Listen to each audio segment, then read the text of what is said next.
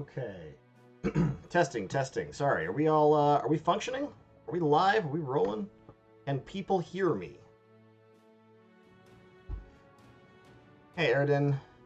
Hey, designated member. Hey, Nyros. Ugh. Welcome back. It's been a long, long time, I know, since I have played any games on this. But you know what? That's just how it is sometimes. My life and organization and etc. are finally starting to settle down a little bit. I have a little bit of time, and today I was sitting around like, hey, I have a day off. I was thinking, what should I do? And I thought I should come back to one of my very favoritist and games, Battle Brothers, which I've played for many years off and on. And then I thought, but just playing Battle Brothers, because I'm not very good at Battle Brothers. I'm not exactly a tips and tricks gamer, and also I haven't played the game in a year. So I thought, what should I do with Battle Brothers? I went, oh, I know. I should do a stupid meme. And here we are. One of the things that I really enjoy about Battle Brothers is that it has an interesting pseudo-historicity, if that makes sense. Like, a lot of medieval games have this very, totally erratic, mixed, timeline all over the place, technology level, unintelligible kind of effect. Battle Brothers is actually a lot more grounded in a weird way than many other strategy games, despite being obviously a fantasy game with like witchcraft and ghouls and etc. And what I mean by that is, if you look at the technology present in the game, there's a very strong feeling, although it's not perfect, there are things that don't quite mesh, but there's a very strong feeling of a particular time period. Because obviously, medieval, quote unquote, is a great big, broad category. It covers hundreds and hundreds of centuries of European medieval are incorporated in that word. You have like the early medieval period, high medieval, the late medieval, the early modern period, the Renaissance, which overlap a lot. Hi, Garsamore. But Battle Brothers specifically is built to look like, with a few, as I said, oddities, a particular section in that period, which is basically, I would argue, the late 14th century in Central and Western Europe. That's kind of what the baseline here is. Now, there are some limitations to this. Notably, and oddly enough, helmet technology in this setting seems to have moved in advance of body armor technology. So you have this heavy use of mail, including these like long-sleeved, full-length mail hauberks of the kind that are very evocative of the 11th and 12th century, actually. You don't see plate harness, obviously, which is why I'm talking about like the 14th century, the 1300s, when full plate harness wasn't yet in existence. But you also, interestingly, don't see much of the transitional partial plate forms. So you don't see big breastplates, you don't see brigandines, you don't see, you see the most advanced body armor we see here is the coat of plates. And the coat of plates is very much like a 12th century form of armor, certainly in the way that we see it depicted in the game. Or look at these guys here on the picture, for example. This guy over here is dressed like he's kind of like dressed like a knight of the early crusading period, right? He's got a full helmet. This helmet is actually a fair bit more advanced than his body armor. Again, he's got a short-sleeved mail hauberk. He has a cop on his elbow, and he's got a thick padded gambesson underneath that. He's carrying a bardiche. This guy is like 1200. This guy is somewhat later. He's wearing a brigandine. That's what this is. This is not and many, many, many medieval nerds have said this many, many times. This is not studded leather. These are rivets holding small rectangular plates of metal inside this fabric overcoat. So he's wearing a brigandine coat. This is actually much longer and more fabric-like than any brigandine would ever actually be. You can see like these, there should be, you know, rectangular prints visible of the plates underneath it, but then he's carrying a kite shield of the kind that was used in the 11th century.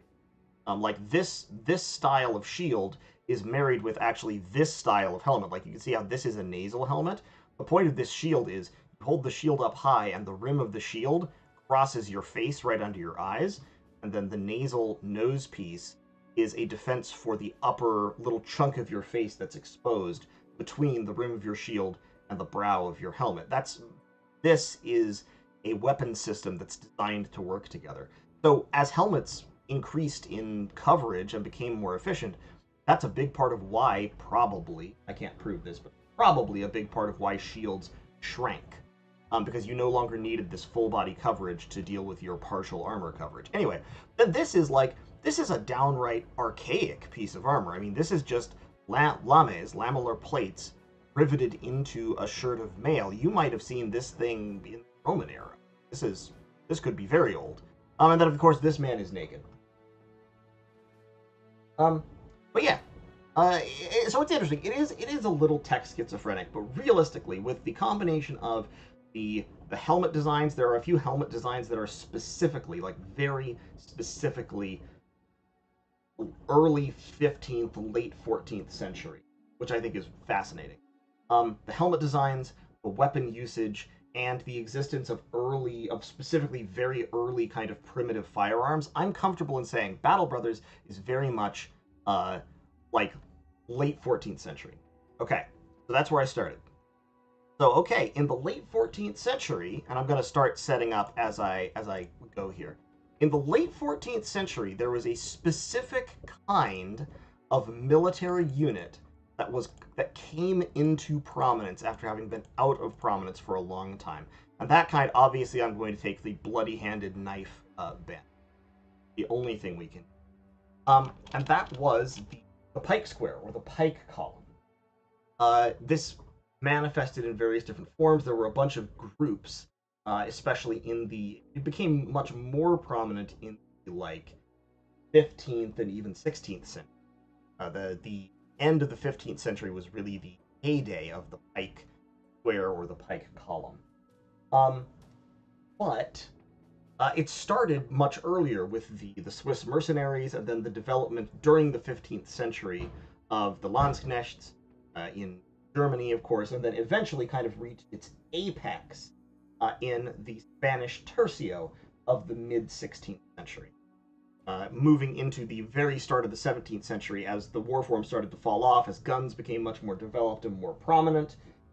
So I thought to myself, okay, so we're going to try to build a classic late medieval Pike Square in Battle Brothers. Two big problems with that. First, Battle Brothers technology does not accurately imitate the technologies that made the Pike Square effective. But also second, and more importantly, Battle Brothers is fundamentally a skirmish game, and it's all about, it's all about individual. It's like you're fighting with big shields, you fight with heavy armor, yada yada. There's all these ideals about it that don't mesh very well with the mass Pike Square formation. Tercio is more 15th century. No, the Spanish Tercio started in the late 15th century, so that would be the late 1400s. But the Tercios didn't really take over until the second half of the 16th century. So after 15, the Spanish army didn't become the champions and the people to beat, as it were, until like the 1550s and late. I can't give you exact dates, to be honest. Before that, it was the Resupplying, the Swiss mercenaries were the first people in the 15th century, and even at the very end of the 14th century, who made mass pike and polearm tactics really, really impressive. Did I say 14th century? I apologize, then I misspoke there. The Tercio was like the latest. Okay, so I'm sorry. I know we're delaying the start of the stream even more, but I have to get this out in order. So there were three big groups that made the mass pike tactics and mass polearm tactics in this sense really effective. The earliest group in Europe to do it, really, in the High Middle Ages, were the Swiss and to some degree the Flemish. These are what I'm calling the Reislaufers, the campaigners, the mercenaries. After them, and in response to their success, the Holy Roman Emperor established the Landsknecht, his professional companies of soldiers, sort of as a bid to overturn the very feudal model that had been used before, and they kind of became the people to beat. And they defeated Swiss mercenaries in a couple of famous battles over time, and the Swiss retained an elite status, but were no longer the singular elite, the people to like beat and think of. And then, quite a while later, you have the Spanish tercios, which were sort of the ultimate development of this form.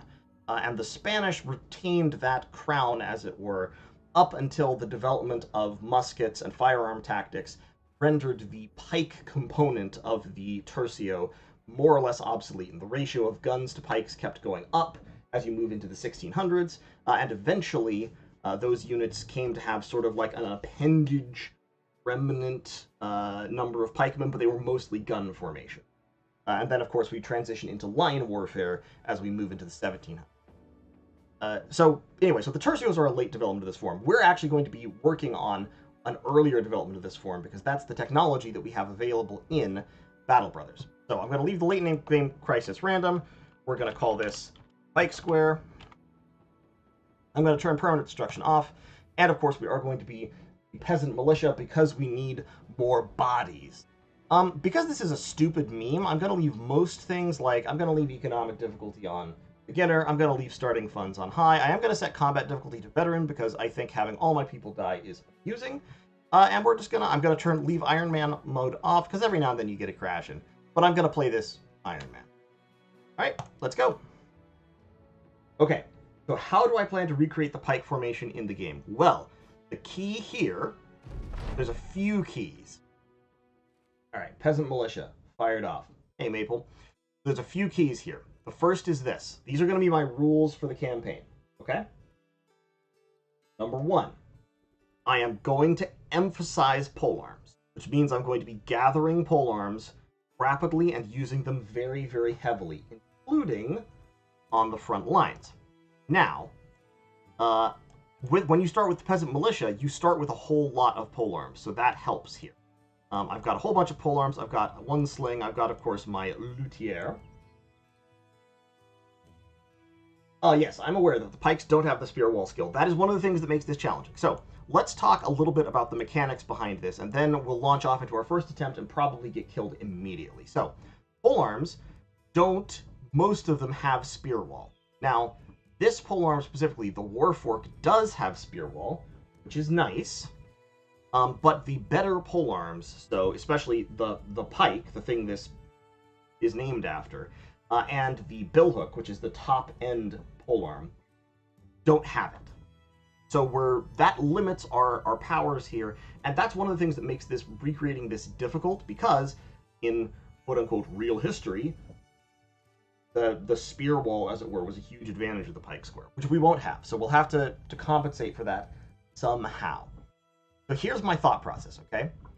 When we look at the equipment of a high medieval pikeman, a member of one of these mass infantry formations, there are a few things that are in common. Obviously, armed with a polearm.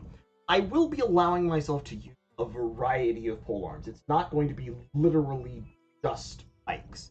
So I can use hooked blades, I can use warforks, I can use billhooks, etc., etc. I will even consider allowing the use of pole hammers and pole maces, although the problem is those don't benefit from the polearm mastery, which is one of the big advantages that this kind of mass formation will have. So it's going to be a little bit limited.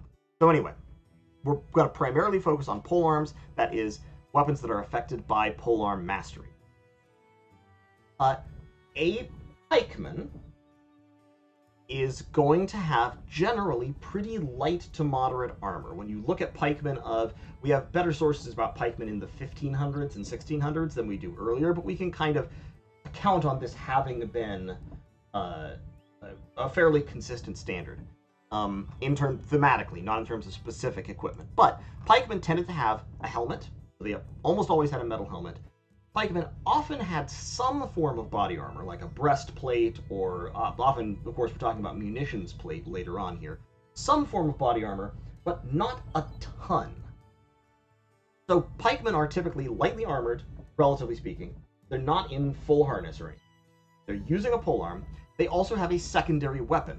Classically, like when we see sources from the English Civil War or the 30 Years' War, pikemen usually carried a machete, a messer, a sword, some kind of, side arm to back up their polearm. So here's my thought process. We're going to be building, the core of this company will be pikemen. Pikemen meaning polearm-wielding troops with polearm mastery. For those troops, we're going to build for nimble. We're going to use light armor, relatively speaking. We're going to use nimble, and obviously Colossus. We're going to give them polearm mastery. We're probably going to give them dodge. I'm almost certainly going to give them dodge, so as to make the maximum use of these light armored troops, make them the most defensible possible. And we're going to give them quick hands and probably bags and belts as well as Pathfinder. So what that will do is that will let us try to replicate aggressive sort of Swiss-style pike tactics. So we can charge forward. The stream is capped at 720. I haven't capped it. Not on my end. It doesn't have 1440. I'm sorry, I don't know that I can change that. In any case, so, as I said, nimble, dodge, Pathfinder, polearm mastery, probably gifted. We're likely to give them backstabber and quick hands.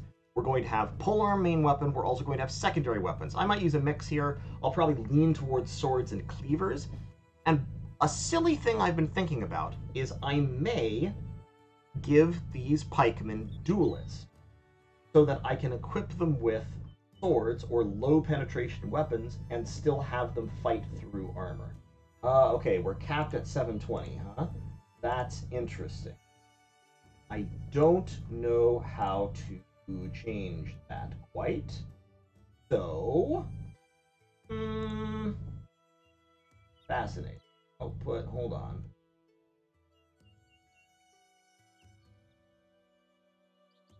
Am I going to take quick hands if I go duelist? Yes, 100%. Rotation, probably also I'm going to lean into rotation. I think so. Weird vibration. You may be hearing my washing machine going in the next room. It is vibrating the wall a little bit, so that's entirely possible.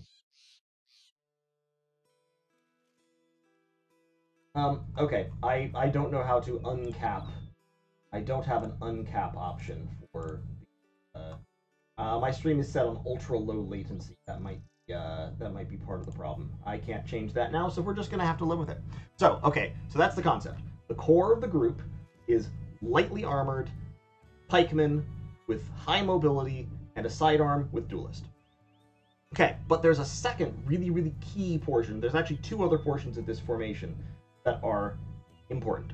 Number one is the ranged units. Now, in later periods, these are arquebusiers. And generally, you have a ratio in the 1500s. The ratios that we have evidence of are about 4-to-1 pikes to guns. But in any case, we'll probably be using crossbows. But, fortunately enough, crossbow and firearms mastery is one perk. So we will have crossbow or gun-armed skirmishers who are on the flanks of the formation, giving supporting fire. We will use handguns when we can. We will use crossbows if necessary, and we'll have a lot of fire support. Of course, with handgunners, we will lean into fearsome in order to cause a lot of morale checks. With crossbows, we'll give them all the usual kind of ranged perks, and we will also have them be nimble in light armor.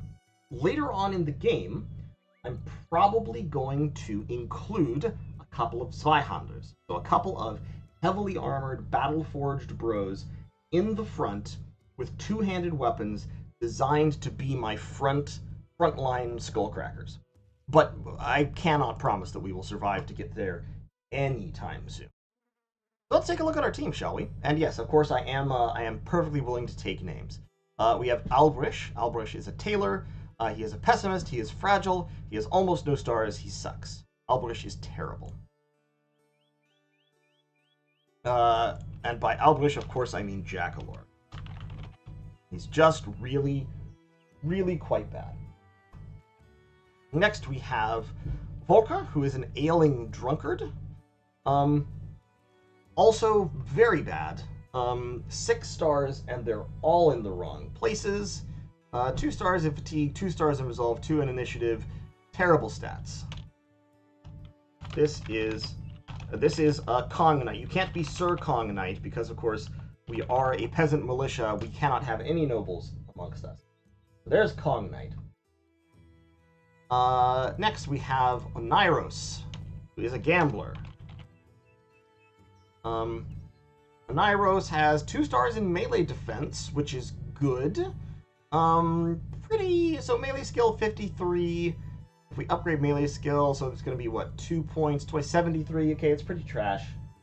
Hey, Kira, how's it going? Also, but 2 stars in melee defense could be worse. Could absolutely be worse.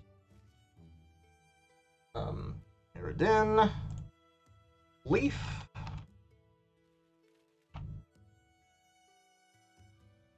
See what we got. Garbage. 2 stars in HP. And Optimist. That's nice. I like Optimist. Okay. Not the worst. Not the absolute worst. Now we've got a Fisherman. Low stats. Stars in defenses. This will be good old Kevin, the Fisherman. He's got a net. Is a Night Owl. Not very good.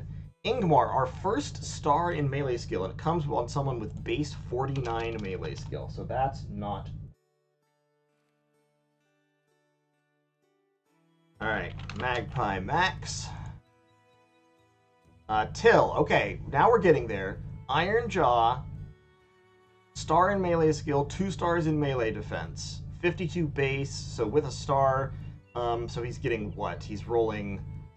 What? I forget, is it 1 to 4 or is it 2 to 3? I think it's 2 to 3. So he should be 2.5, 25, 77. Still not great, but a little bit better than previous. This is Flies. Coincidentally ailing the drunkard. Okay. Did I spell that right? Did I screw that up? No, I spelled that right. Okay, cool. Steinar. Steinar has no stars in ranged. He is superstitious and a weasel. So he's not a good ranged character, unfortunately. Who else was volunteering? I take MA every level. I get 20 skill by level 11 and 5 reserve. Yeah, exactly. That's my calculation. Kiro, if you want to be someone, I can make you this person. I'm sorry there are no battle sisters. Who else we got? We got Rollo, also superstitious. We got Eduard. He's tough. That's nice. He's got 2 stars in HP and he's tough. So he's going to be a nimble tank for sure. But his initiative is garbage. So his dodge will not be that good. Valdemar, 3 stars in ranged skill on a base of 38. That is a huge waste and a huge shame. And Bruno, who is a bleeder but dexterous. So plus 5 melee skill, 53 base, plus 20. That's okay. Alright. We'll have Kiro there. Okay, so let's look at the group. So, do I have anybody who's actually good with ranged weapons? The answer is no. So, Kiro, I guess you get to keep the sling for right now. I am going to take off the ragged surcoat because I definitely need that on somebody who's going to be fighting up front. We've got our polearms in the back. We've got our motley men up front. And let's just run into Sandkemp here and see what they might have for sale. Well, they've got another Warfork. I'll buy that. I'm also going to get no ranged weapons. So early on, I don't want to rely on shields here. But early on in the game, shields are really, really, really, really valuable. So I'm going to grab those shields. And I'm also going to grab knives. And... hold on. Alright, how many polearms do I have right now? And where's my best melee skill? Alright, Jackalore, congratulations. You get a Warfork. You've been promoted to polearm. Pong Knight. Nyros, who has the best melee defense out of us? Because we need to give somebody a shield and have them stand out front. It's actually this gentleman. It's actually Sunan Lee's. But you, sir, you get to be the meat shield. I mean, the honored frontliner.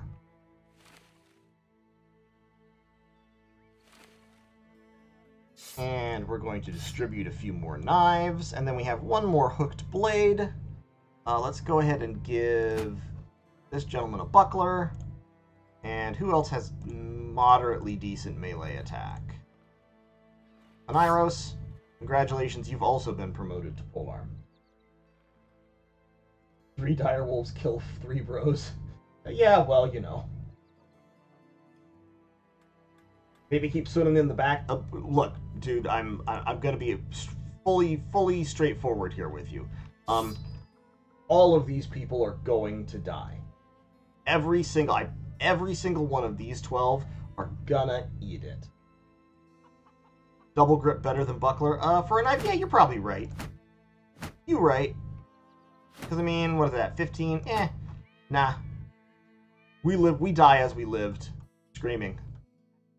Now, the other thing that I'm going to do here is I am going to put the Warforks on my front line because they can spear wall. Now, is their spear wall that great? No, not really, but they can do it. It might help. And Mr. Loot here, what damage does the loot do again? Oh, yeah, it does no damage. There's a 75% chance to stun. So that's probably worth keeping. The famous double grip knife.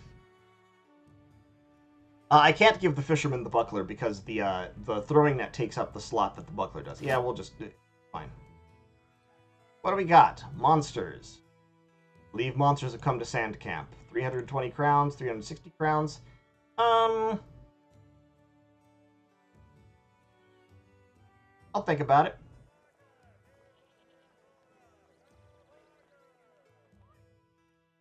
They will all die. Yeah, they absolutely will all die. And do we have anybody here? So we've got Dieter, who's a fisherman. He comes with a knife and a net, so we're going to hire him. Hey, Dieter, how you doing? Okay, you've got a death wish and brittle bone disease. Good. A perfect member of the party. We should also assign our bandage to someone. I'm going to give the bandage to Valdemar, because he probably won't die immediately. Yes. Death Wish and Brittle Bones. Alright, we're going to accept this contract. Let's do it, boys. We are hunting beasts. Okay, 4 direwolves. How many nets do we have? 2? 2 nets. Pole arms. Yeah, we can take them. Let's get them, boys. A pike square engages. Oh, he got directly on a hill, didn't he? That's not great. Okay. Gonna net that guy.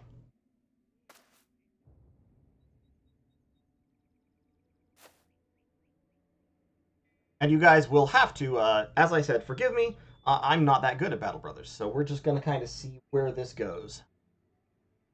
Jackalore, you can go right there. Let's speculatively throw a rock. Didn't do anything, didn't expect it to. They're going to come over here, Oniros. Mr. Loot Man. What's your chance to hit? Not good. You hang on until we can get someone to step right in there. We're going to net you as well. And we're not going to get any more surround on this direwolf, so we're just going to try to stab him. Okay, it didn't work. All right. See if we can get that direwolf kind of stabbed up a little bit. Okay. Where did you come from? Oh my god. Oh, I didn't even notice there were peasants with us. Okay. Good. They'll absorb a bite or two.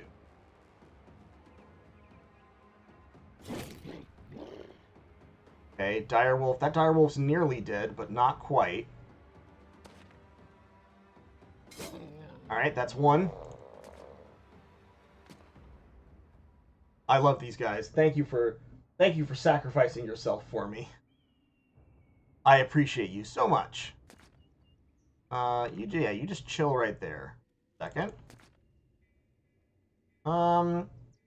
Let's try bonking. Didn't work.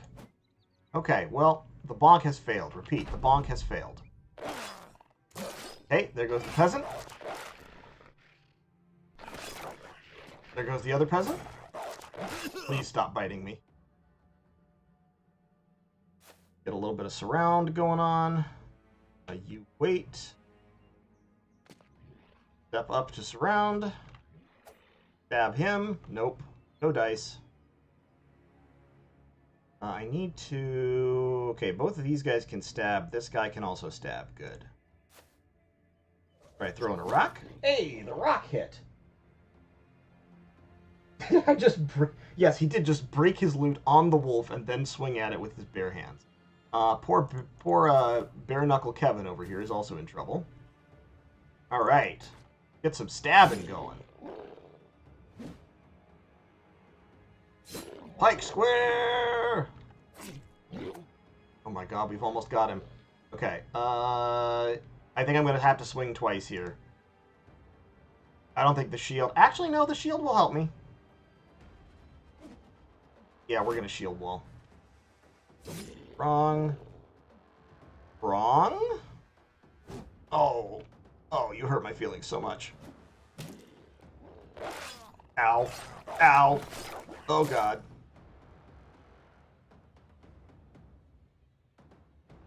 Okay. That went very badly.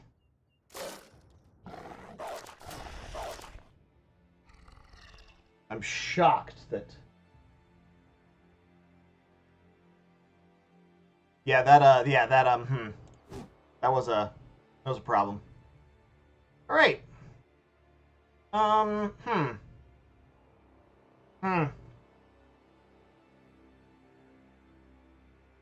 Let's Kevin, why don't you circle around and see if you can pick up a weapon? Oh, thank you, peasant, for your sacrifice.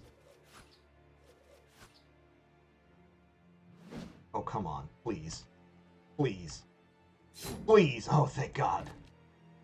Okay.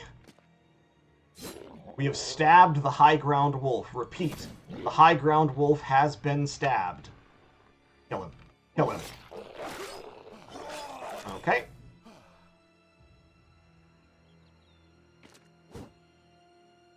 Okay.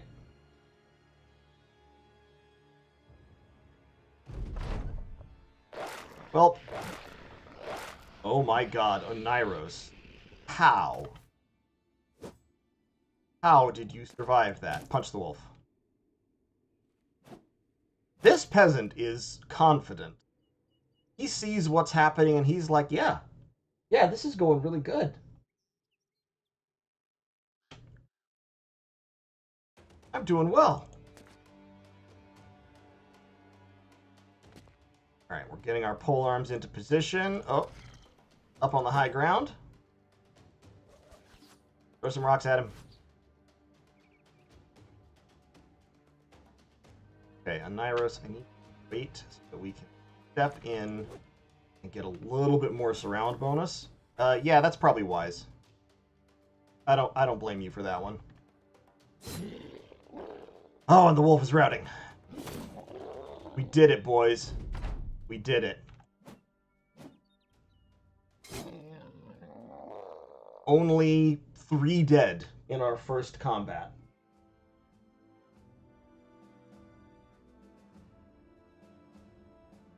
Got the kill. All right, we have received strange meat, a linen tunic, 2 knives, and an unusually large wolf pelt. Profit. All right, beasts are slain. Hey, Sandcamp, we killed your beasts. I'm not going to sell the wolf pelt here. I am going to buy a thick tunic and some more nets, I think.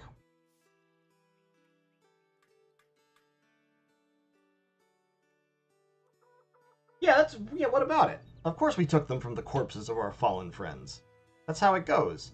I'm going to buy a straw hat because I desperately need something to put on somebody's heads. There you go, Jackalore. Enjoy that.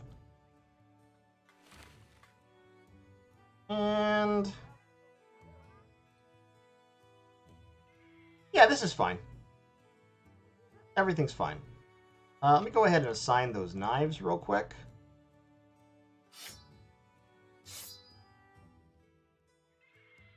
And actually, let's also hand out nets. I tell you what. You're going to have nets, and then you're going to have the shields in your pockets. Hey, Johan, how's it going? What's the local price on amber?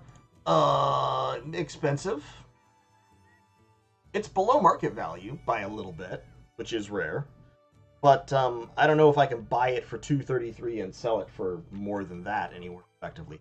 I've never really traded in Battle Brothers. It just seems against the grain.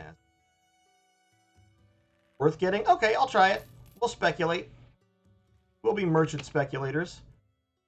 Yeah, let's head up to Grafenstadt. Let's actually take a look at the map, by the way. Okay, so we're kind of in the south. That's the northern noble house. We've got a noble house over here that's kind of little. We could probably, later on, if we live, we could probably raid them a little bit. And then we've got this noble house. Actually, we'd rather raid them, probably, and them as a pathway up to... Alright, let's go see how Grafenstadt treats. I'm excited to see how this will go. Will it go well? No. I'm going to sell my amber, and my wolf pelt, and my sackcloth. I don't need it. Oh good, another warfork. I probably can't afford it right now. Let's see if we can recruit any more meat shields. We've got Leonhard, a farmer. We've got Erwin, a miller. I'm going to hire the farmer, speculatively. He's Craven.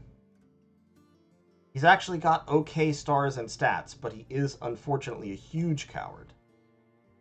So that's going to be a problem. Well, we'll just kind of have to see how it goes. What jobs you got for me, son? Contracted to deliver a cargo to Himmelstadt. Caravan guards for 2 days for $1,000.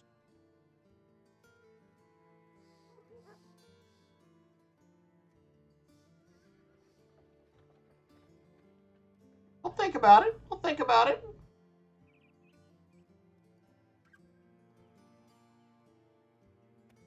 Hey, tavern. Place called Collapsed Dwellings in the steppe north of here. Okay, well that's interesting. Don't do it. I'm thinking about doing it. The wheat fields has been destroyed by brick. Cure the ruined wheat fields. I'll think about it. And someone has stolen the crystal skull. Okay, so this would be bandit thugs. I'm gonna take on the bandit thugs. Oi, bandits, bring the crystal skull back. We need to make a kind of mediocre movie about that. Yeah, 7 brigand thugs. Ha ha ha. We'll get them. Assuming we can catch the bandit. These bandit thugs have never seen the glory of a pike and shot formation. Oh, a ruined fortress. Oh, and we're being chased by the undead. This is not a good situation. I would like to leave.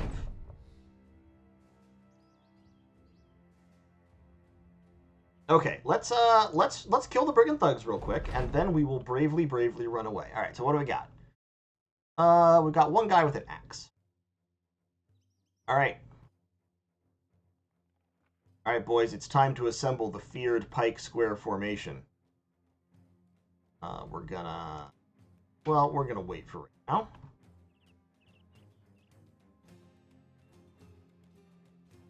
Also, always forget to turn on blocked tiles.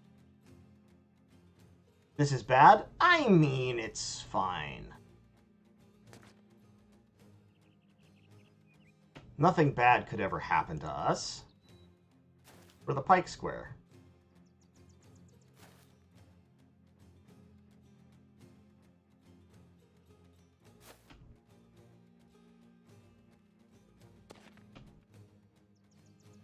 Let's kind of assemble up here at an angle, kind of use this to anchor our flank a little bit, is my thought process. Make these guys run a little ways to get to us and move away from this hill. Although we could hop Bruno up on this hill and start stabbing. Nah, we want to get people to the formation. We want mass pole arms just stabbing in all directions. And I want to wait until Mr. Axeman runs forward because I want to net him.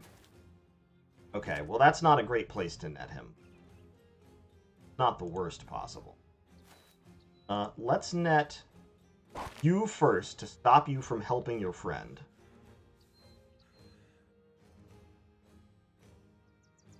Then let's beat you a little bit.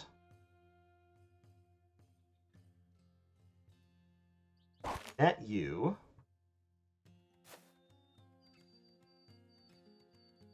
You, sir. I would like not to stand next to that guy, but I would also like to, be able to kill Axeman before he starts freaking swinging. I'm not going to be able to kill him anyway, so let's hop up there. That'll leave room for a polearm to move up. Throw rocks. Nice. Hit him with the hooked blade. Hit him with the fork. Wait. Okay. Yep, that's fine. 53%. Go for it. Excellent. Polearm power, baby. Don't you swing a cleaver at me. God damn.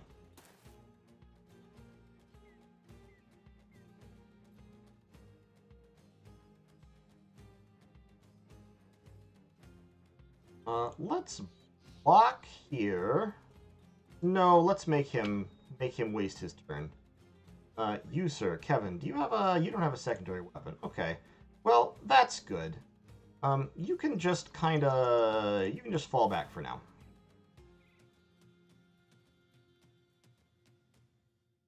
These guys have all moved, right? Step forward, give him a stab. What is it with polearms in melee range? They get a malus? Yes, unless you have polearm mastery. A polearm in base contact has a 15% penalty to hit. I might try to just knife this guy real quick. No, I want him to have to... Well, no, because I want to block for Bruno. So I am going to try to knife. It didn't work. That's okay. Let's step forward.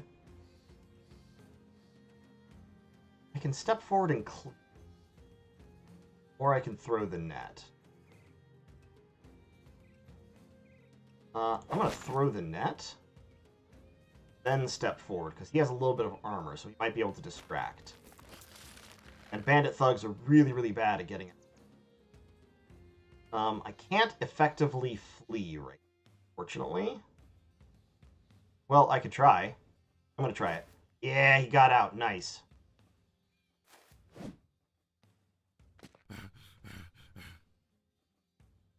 Okay, and Mr. Flailman can now...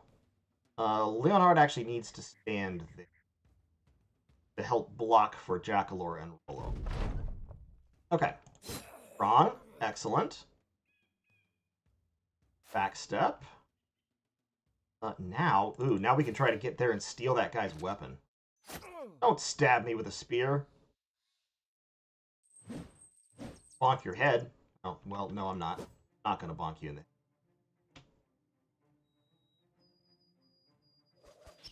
Throw some rocks at him.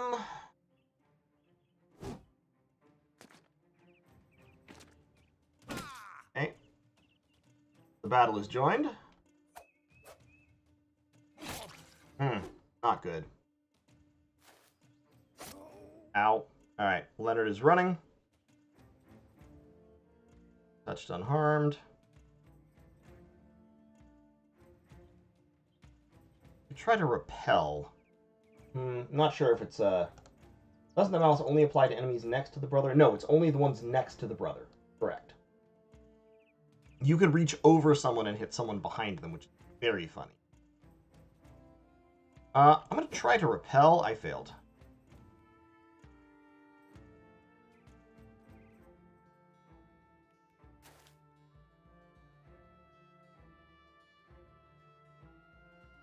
Let's get you, sir. Yeah, you can come around to the back of the enemy force. There was a decapitation. That's what we needed. Okay, he's broken loose. It's not good news. Alright, Warfork man. Stab. Good stab. Cut. Good cut. Took his ear right off. You, sir. How would you like... Shit, he didn't drop his cleat. How would you like to come around the back? Follow me to glory.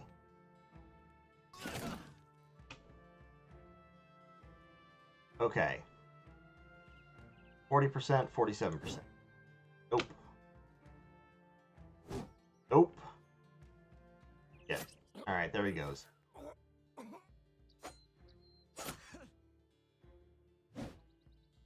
Stop clubbing my retreating friends. Excellent. Good job, hero. Absolute champion. Alright, he's running. I would like to kill him, but I don't think we're going to have that opportunity.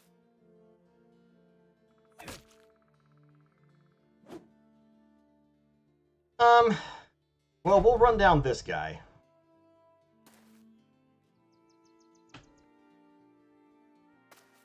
This guy we're going to let go because, yeah, it's not going to happen. But let me see if I can... Do you have a knife? No, you don't. Okay. Let me see if I can stop this guy and steal his blotched gambazon.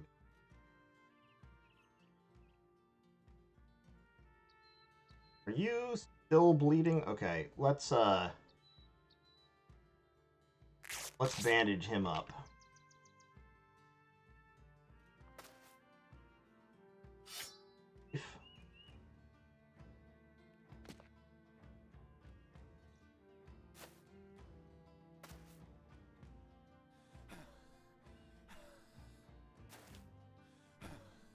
Don't try to run! Don't try to run! He's trying to run. Didn't get him surrounded in time. Alright, well, the armor's broken anyway. We'll just kill him. Okay, it's over. Good job, everybody. Only one casualty.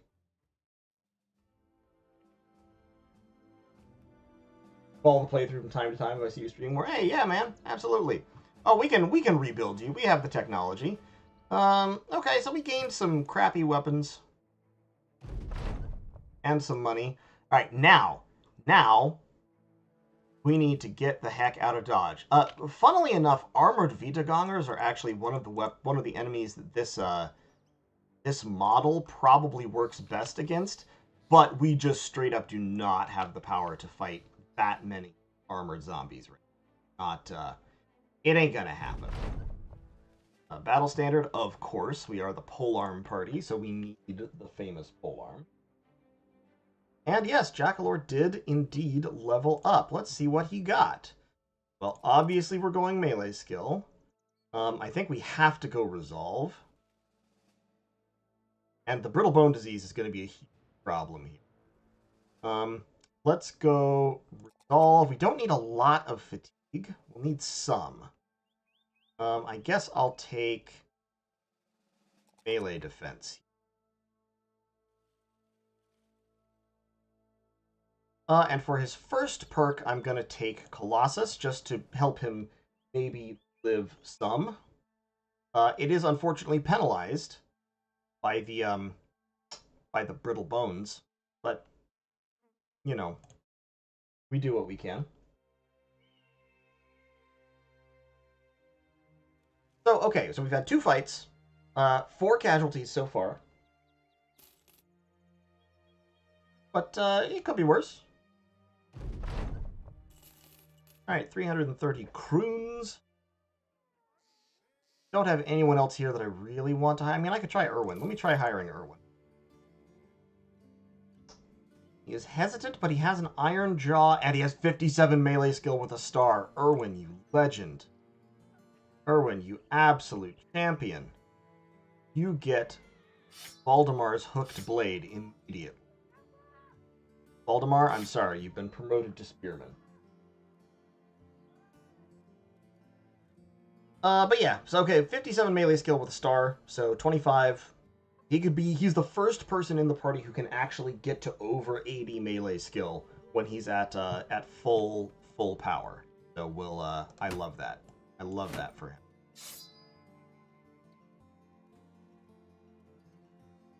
That 3 ranged skill? On who again? Oh yeah, Valdemar? Yeah, but his base is 38. It still won't be good. It won't succeed. It's not worth trying to level. We're going to give Jackalor some heavier armor. Armor is in big quotes. And yeah, that should be good. And now, I think I'm going to do the thing that I probably shouldn't do and take the Caravan escort quest because I desperately need it. I mean, I'm sorry. It's almost $1,000. I have to try. Have I started streaming again more regularly? Nah.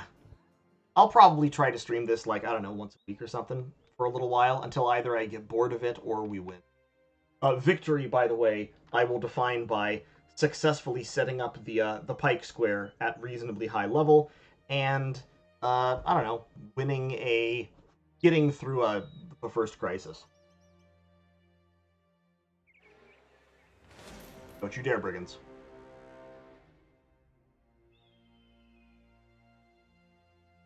Alright, we're doing alright. Passing by Hohenturm.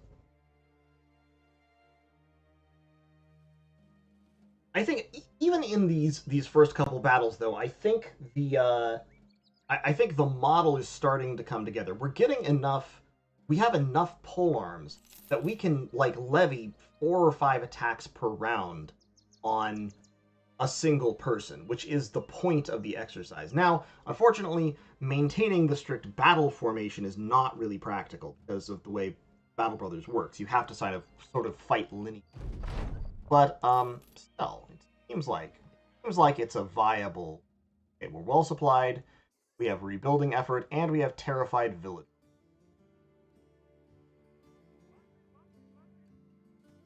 We need to go to Azim Shab for a couple $100. I'll think about it. Probably not, though. Brave robbers in the cemetery. Are I think of having sword and buckler men like the Spanish Tercio. So it's either going to be Rodoleros or Zweihanders. So we're either going to go heavy armor, 2-handed weapon guys in the front, or we're going to go with like sword and shield, nimble dodge guy. Okay, 470 crowns for the local cemetery, or brigand mission, 360 crowns. Okay, so we've got some good options here. What's the trade good prices like? Pretty high. Not worth it. We could buy some armor here, which might be potentially useful. Have another hooked blade on offer. Or some hats probably would not go amiss. Okay, so like this right here is actually one of the things that makes me point out Battle Brothers as specifically kind of late 13 or 1400s. The kettle hat, this style of helmet, is distinctly 1400s. It's actually late 1400s in most cases. But this and the sallet and the what's the other one? There's a third. There are three helmets that are very distinctively 1400s in design.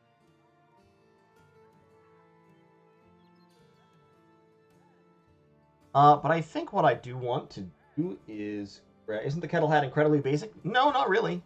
The flared brim design is something that you don't see in early helmets. Early helmets are almost entirely like cup-shaped, like they're designed to go around the skull and slope down. This wide flared brim thing, you don't see that in metalworking. In helmets specifically in medieval Europe until like I said, the 1400s. I'm gonna grab a couple of these Akaton caps just because I need some protection. Yes, and the salad. The salad also you don't see until the late 1400s.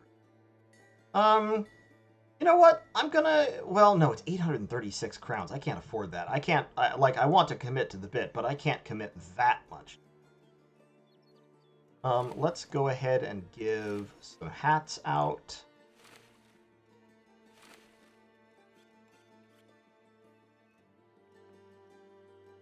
Alright, we'll put the spear wall guys on our flanks. Does the kettle normally have the chain under it? Yes, so you would often have chainmail. I mean, in this case, they have like a padded hood, which is also fine. Like, people did that if they couldn't afford chainmail. Chainmail was never cheap. I am critically low on tools and supplies, but they're kind of expensive here. So I'm gonna snag... Ugh, I know you shouldn't really spend a lot of money on armor in Battle Brothers, especially early on, but I am gonna grab one padded leather. And I'm going to give it to... I'm gonna give it to... Well, no, because he's in the back. I'm gonna give it to Erwin. I mean, with the way this group is gonna end up, being in the back line does not actually protect you armor-wise. So Erwin is going to be my heavily armored.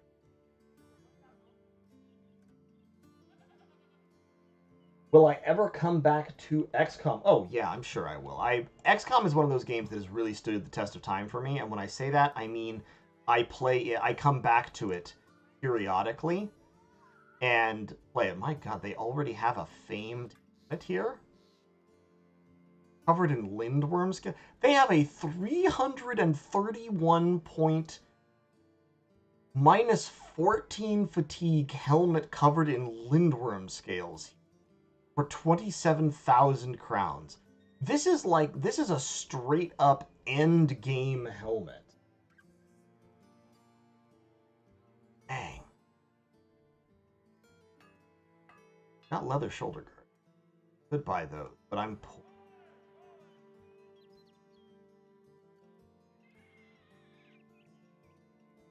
All right. Hey, Erdelos, how's it going? It's going fine. It's going great. We're doing really well.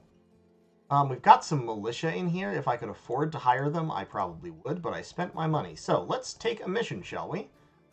I don't really want to take that. I'm gonna secure the overgrown tombstone. So Noxerers and Wiedergangers are both enemies that the Pike Square can, I think, fight quite effectively. And that should be what this is. Okay, yeah, it's Wiedergangers. So against zombies, I think this can work pretty effectively because it lets us concentrate our... Oh god, I forgot to give Kevin a weapon. Oh, Kevin, I'm so sorry for what's about to happen to you.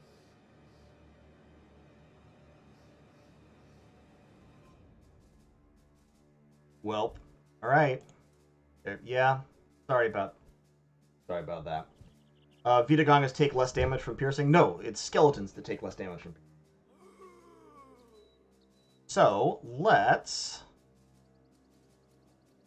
kind of shift up. How many do we have? 9? Let's kind of shift up and down this way, I think, to try and get our flank on the graves.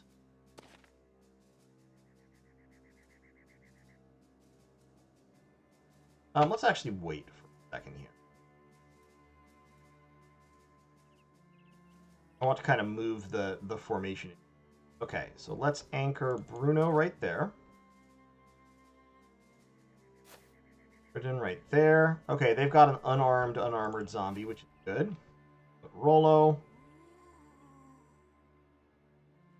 Get there. So we want to kind of turn.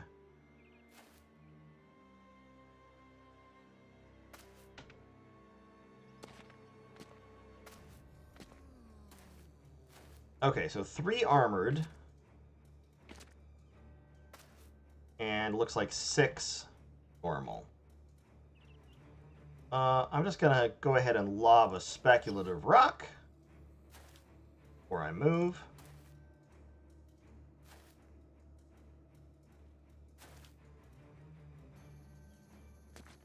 Okay. Kevin is, of course, the heart of our formation. He's right at the middle. This is the worst matchup? No, it's not. Zombies are like the best matchup because they're slow and we can repel them. They're slow, we can repel them, and they are held off very effectively by spear wall. I'm actually going to put Rollo down here and have him spear wall, I think, right here to try to stop our flank. Kevin, you can go with him. Bruno. So yeah, let's bring Bruno up to the middle of the formation. Rollo can be right there. Doesn't have to spear wall just yet.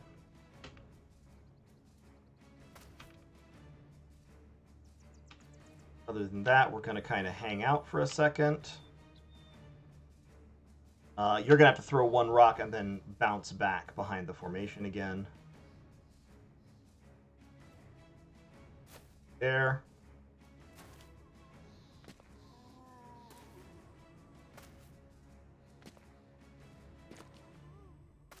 Was this a problem with real Pike squares? What, zombies? Boy, you know, one of those questions. Let me go ahead and... You can stun zombies, can't you? You can stun zombies.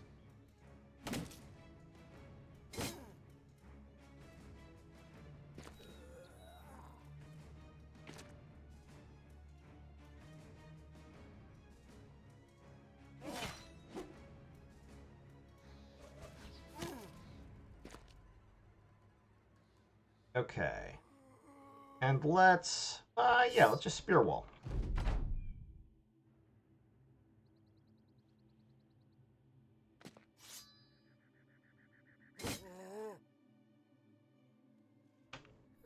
Wait. Kill. Wait. I want you down. Your wall again.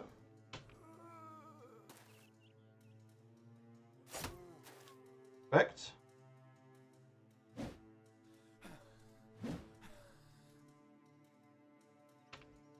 On. Good. Okay, not so good.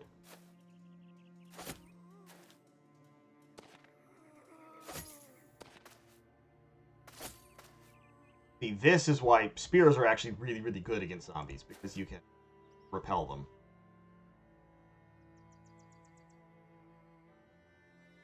Gyros, take.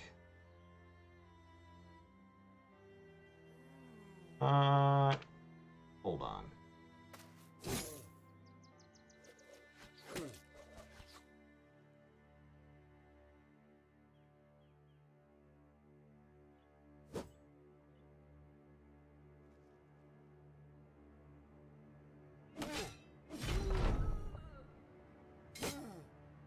Okay. Should I punch this zombie? Let's wait.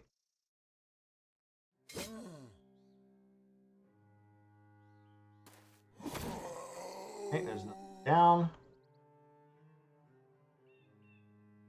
We'll wrong him or not. Stab him. Ow. Don't bite me. dare you? Wow, persistent. Yeah, Spare Wall works well against beasts in general. Kevin is providing ample moral support. Ooh, can I get this guy with a rock? Come on! Come on, Kiro! Oh, yes, you got him with a rock. Perfect. Voldemort, just keep spearwalling, bro. Keep doing what you're doing. Well, okay. Stop doing what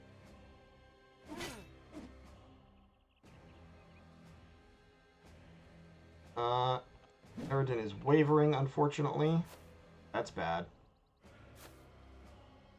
Alright, get him. Got him. Ladies and gentlemen, we got him. No zombies have resurrected yet, which is, on the one hand, good. On the other hand, a little concerning, because I know they will. Continue to punch zombies. That one's down. Let's get that one down. There's a decapitation. Perfect. We were looking for that. Shift up towards this corner, which is where the worst fighting looks like it's about to occur. Ow.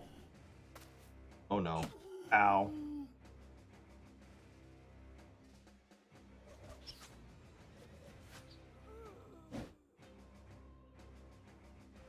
Okay. Try to push him back. Get the decapitation there. That zombie might still wake up. I think. So I don't want to advance just yet. Well, I got to. I gotta try to save. I gotta try to save Eridan. Come on. Oh, no.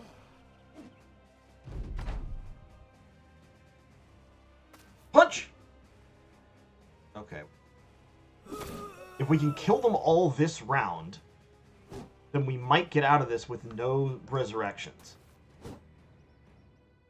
Come on.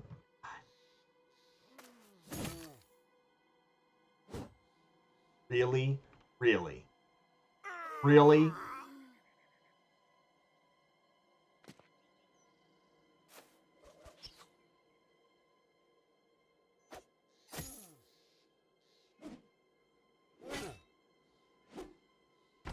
I'm mad.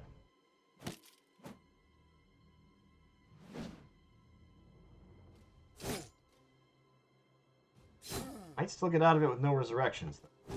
Just take this zombie down. Hallelujah. Okay, well, I'm sorry, Eridan. Night Microfusion. Alright, did we steal any armor from that? Hey, we got a padded kettle helmet. Alright. That was probably worth losing, Eridan, I'll be honest. And, yeah, 85 bucks, 84 bucks, plus a padded kettle hat. Yeah, that's fair. That's valid. And we also got a level or two. I am out of supplies, though. So, okay, 470 crowns. Prices should have come down a little bit. Yep, they have. I'm going to go ahead and buy supplies.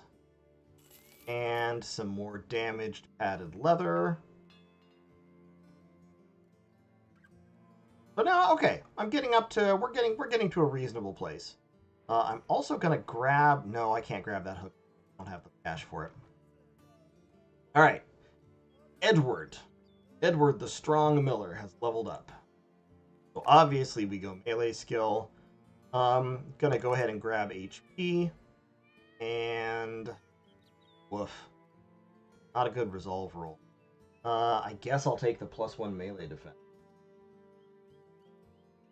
No, I'll take the +4 fatigue round. We'll go Colossus. Sunny, 3, 3, and 4. Colossus. And Oniros, 3, 3, and 4. And Colossus. Okay. Alright, not bad. Not too shabby. We got some levels, we got some upgrades, we've got some armor. Did they patch out resurrections or something? No, they definitely didn't. Resurrections are randomized. So they might happen or they might not. Sunny, we're going to go ahead and upgrade your armor. And you know what? Since you're our frontline tank, we're going to go ahead and give you the padded kettle hat, which is, I think, the single most valuable item that the whole group has, like, as a group. And you can have a straw hat. Now everybody has some kind of head protection, and the full leather cap can go to... we can upgrade Irwin there, and we can give Nyros that and that. Cool. Make sure we distribute knives to the people. We've also got a bunch of wooden sticks and such hanging around. So I'm going to start handing out backup weapons, and I'm not going to forget to give Kevin a weapon this time. Okay, nice tight little 10-man formation. I like it. I forget if they get their gear back if they res. Yes, so if they res, if someone is killed by zombies and resurrected, they do indeed come back with their equipment. It's very distressing sometimes. Especially if you got really unlucky and someone went down holding, like, who had real gear. It can be distressing. I'm gonna do it. I'm gonna buy some more. Hey, MC, how's it going? I'm gonna spend the money on I have to. It's a for everyone's sake. Valdemar, have some equipment. Nyros, you've leveled up, and as a reward, you get equipment. Edward, you've also leveled up, and as you get equipment.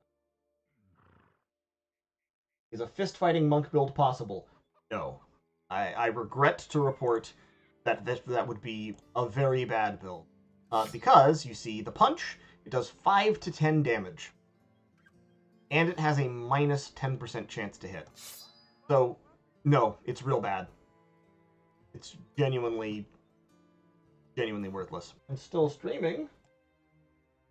Why did the stream die?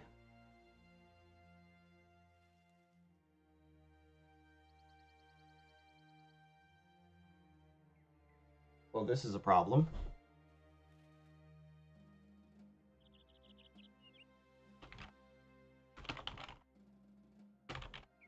Okay, are we back? Is everyone seeing the stream? Are you seeing the thieves? We have brigand thugs to hunt. Okay, good. Glad to hear it. Alright, back in action. Rock and roll, lock and load. I don't know, but I've been told. Let's show these brigands the power of Swiss pike tactics. Kind of.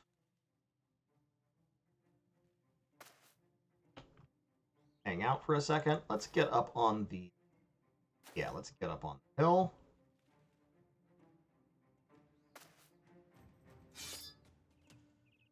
Get our spear wall going a little bit.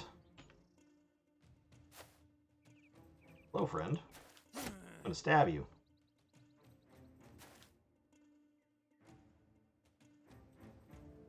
Oh, actually wait, because we're going to advance on him.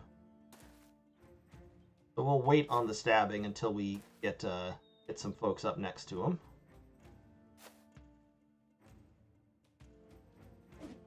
Okay. Good hit. Speculative rock. Nice instant kill. Love that. Wrong. God, I love them. They're just so much fun. Are they the most... Oh, golden dog. Oh, I gotta get it. I gotta get the golden dog.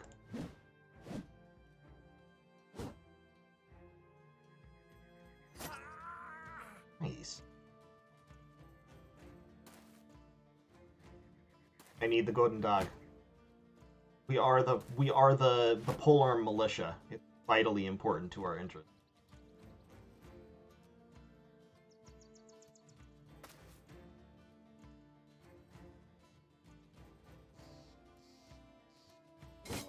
Also, it's also vitally important to my interests not to let someone stab me with it, so, you know, hey, decapitation.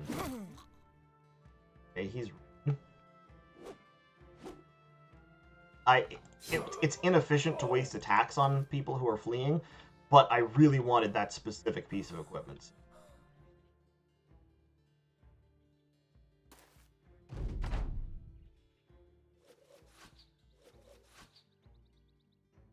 Alright, is it getting to be about knife o'clock? I would like his Gambazon. I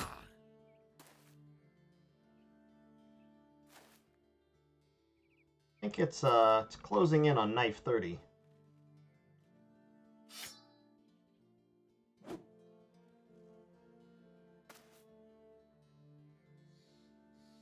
I don't really care about him. You have a knife, sir? You do. We can just kill him. Nope, run him down. I want his Gambazon. You're not getting out of here wearing clothes, friend.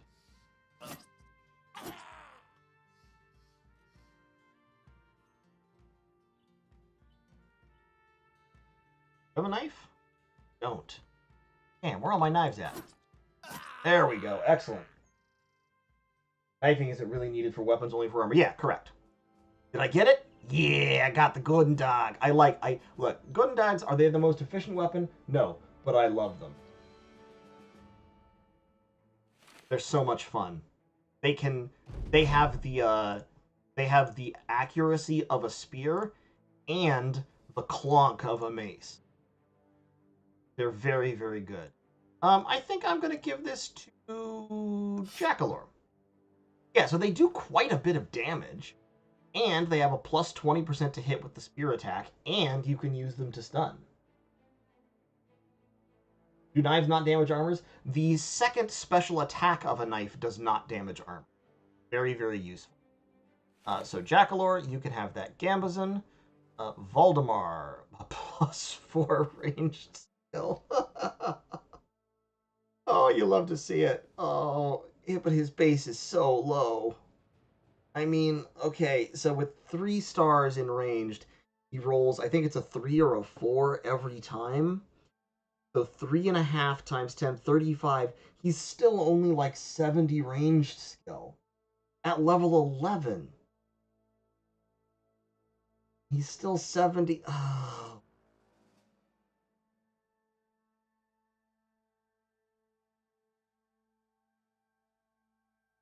It's just so sad. It's so I'm crying tears on the inside. I'm crying bitter, bitter tears. These are such trash pickups too. 4 or 5. Okay, so 4. Well, okay, so 45. So I guess technically he would at level 11 he would be over 80 range skill, which with a crossbow or a handgun is viable.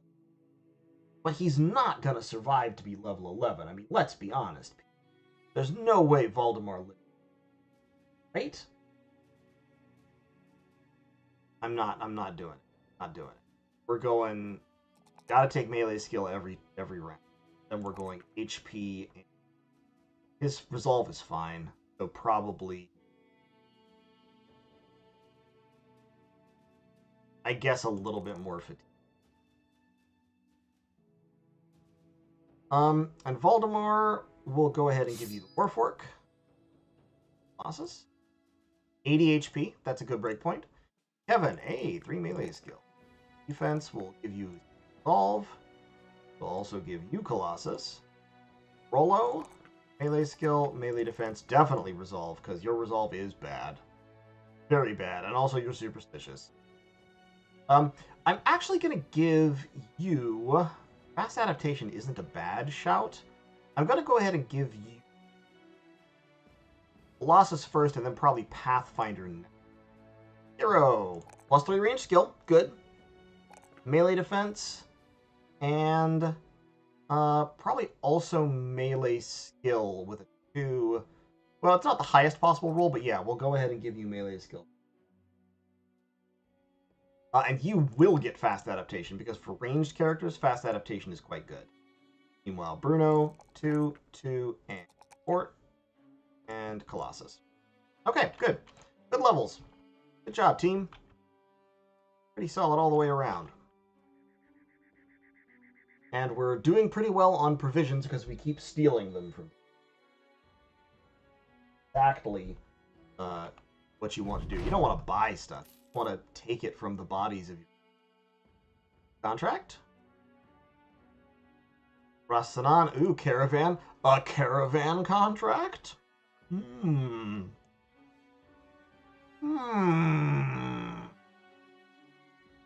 820 crowns for a caravan, you say?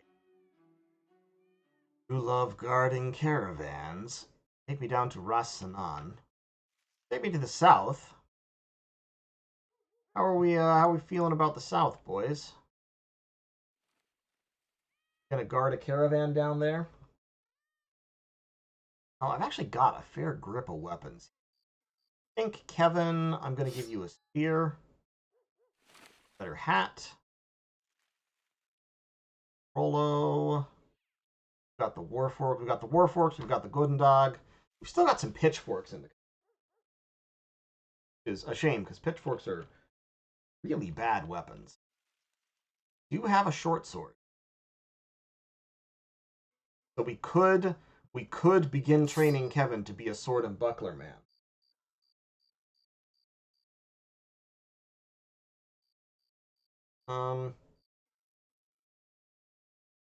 No, I think I like the spear better for him right now. Yeah, let's guard this caravan. Why not?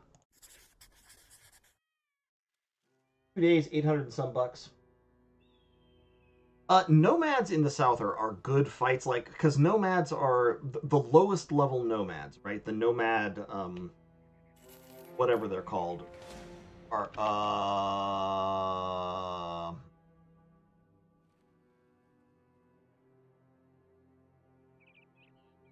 oh boy. But we do have the caravan. There's 8 of them, right? So they've got a couple raiders, a couple thugs, 2 ranged units. We have the wagon and the mules to soak hits. Yeah, no, they're super passive, but we're the polearm company, remember? As long as they stand in front of us. Alright, I'm going to put this up to a vote. Do I try this fight in an effort to get Brigand Raider gear? Or should I flee and abandon the contract? Remember, the contract's for 800 and some bucks plus 15 per head. So it would be about 1,000 if we win this fight.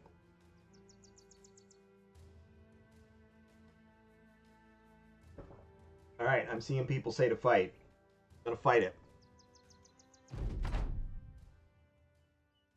Okay, so what do we got? So we got 3 raiders. We got 3 thugs, a marksman, and a poacher. We have 4 caravan hands.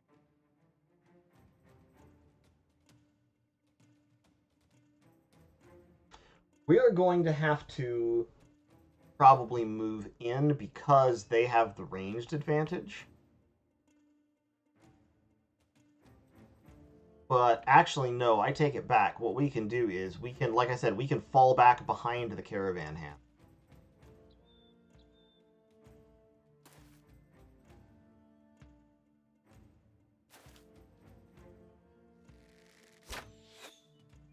Ah, he's shooting arrows at the man with the shield. That's good. Very good.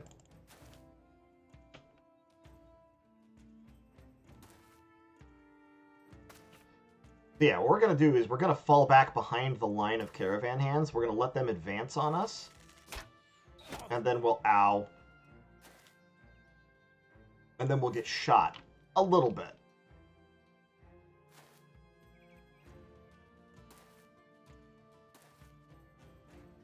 See, look, the caravan hands are already advancing. They are eager for the fray.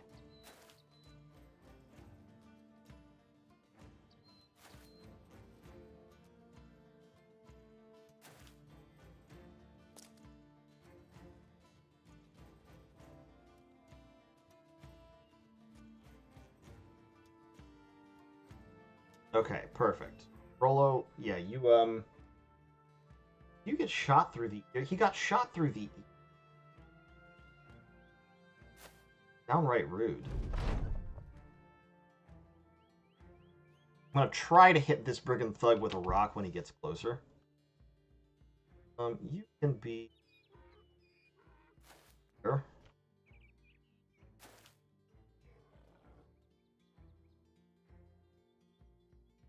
Like him to take one more step closer. Yes, good. Attack the caravan hands. Give in to your anger. Ah, no! Don't throw axes at me. That caravan hand stole my kill, the bastard. Okay, they're not being very passive. In fact, they're not being passive enough. I want them to be more passive than this. Alright. Brigand Thug is... I want this guy to move forward. Good. Excellent. That was actually exactly what I wanted.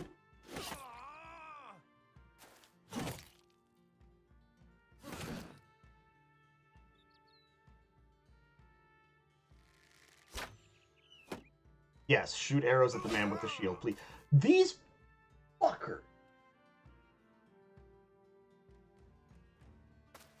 The caravan hands have now stolen 2 kills from me, and I'm upset about it.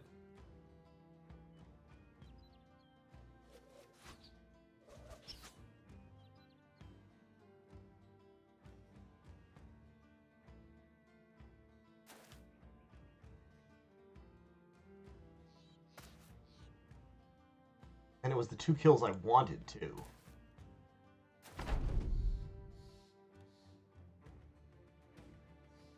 Alright, Kevin. You're on a mission.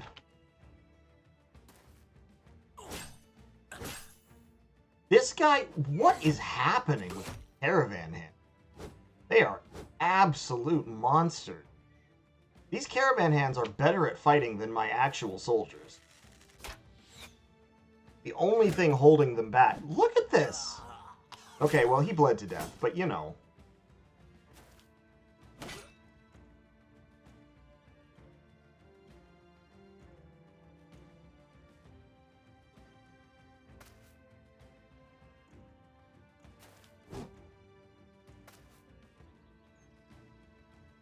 Right, let's lock down the archer. Throw some more rocks.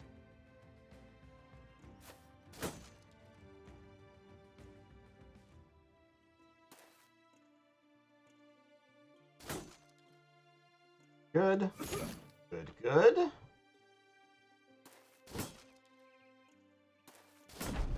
Excellent. Pole arms are working. They're working!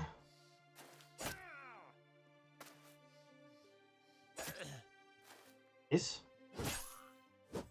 Like, seriously, this guy is going to town.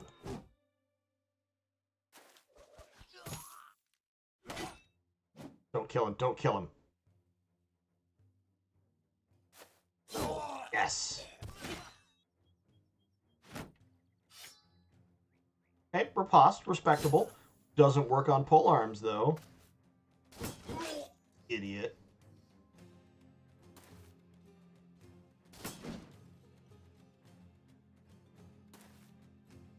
Try to riposte against my pole arm. You can't.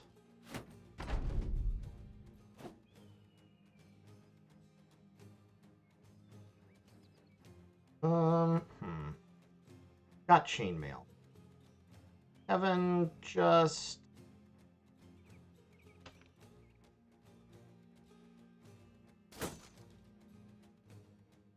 Good knock.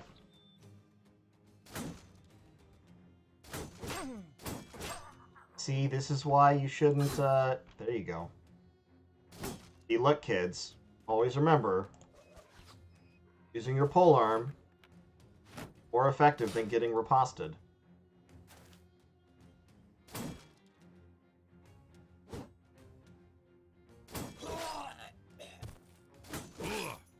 See, there we go. I got riposted. I got greedy. 24% chance to hit. My man's a beast.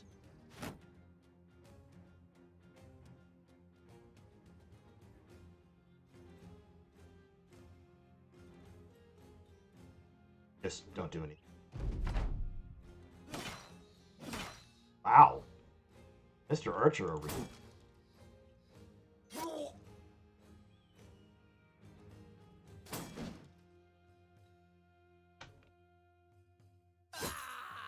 There's the kill.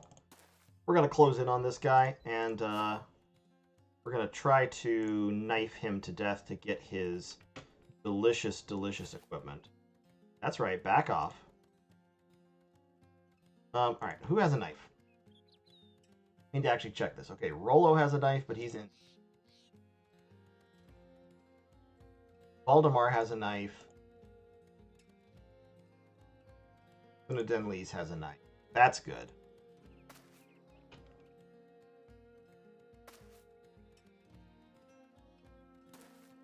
See if you can daze him. No? Okay. Alright, let's get the knife out. Yeah, and now he's running. Let's actually try to kill that guy real quick.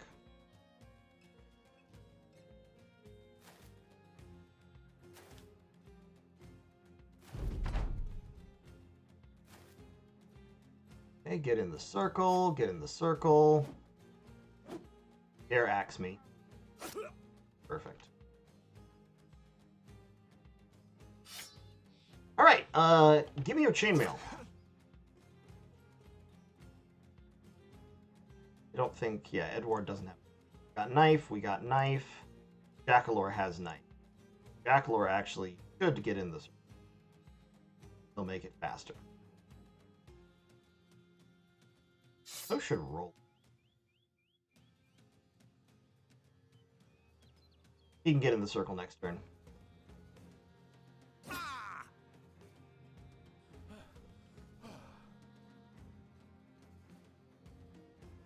Oh, giving me that chainmail. Not giving it up.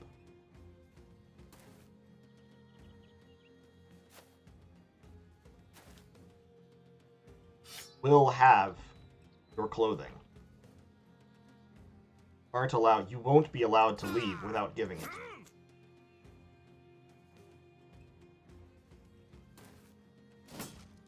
I love how he's totally surrounded and routing. It's still a 43% chance to hit. No, the sling is bad, Kiro. I'm sorry. It's just a bad weapon.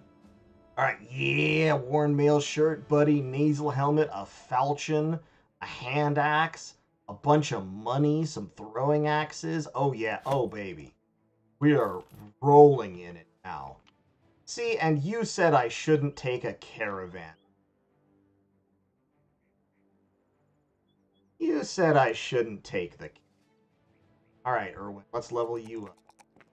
Bim, bam, boom. Ooh, resolve is bad, but so is fatigue. Let's patch up resolve first. And now we have some actual, like, heavy armor. Which I think we will give to Jackalore for right now, because he's our good and bad guy. No, but he's bad is the problem. Sunny is actually a better... So we're gonna... No. I'm pressing the wrong... That's the problem. So we'll give Sunny that. We'll swap out here. Give Jackalore the... we also have some padded leather and the padded kettle hat now, so we can give that to... let's give the padded kettle hat Erwin. And he can be a Warfork bro, so he can spear wall on the flanks if necessary. Oh, Warfork. And then the padded leather and the full leather cap give to Jackalore, so that's a little bit of an upgrade for him. And the Gambeson can go to Kevin. Your Godendai. No, sorry, our Godendai. You didn't know this was a communist country? This was a communist company? Because it is now. Alright, cool. So throwing axes. Throwing axes do actually a fair amount of damage, so they do as much damage as the staff sling, but their attack is a lot more effective against armor. So 25 to 40 versus 12 to 20, of which 0 to 14 can ignore armor, versus 25 to 40 and 27 to 44 to. And they have a big bonus to hit at close range. But unfortunately, they cost a lot of ammunition, and this costs 0 ammunition free.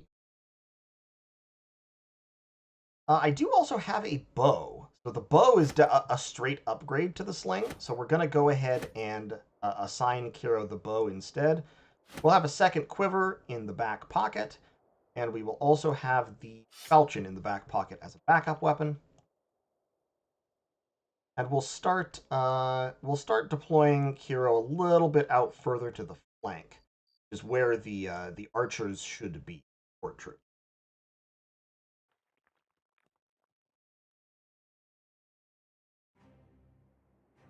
If it's the communist country, who is the most equal? Oh, me, obviously.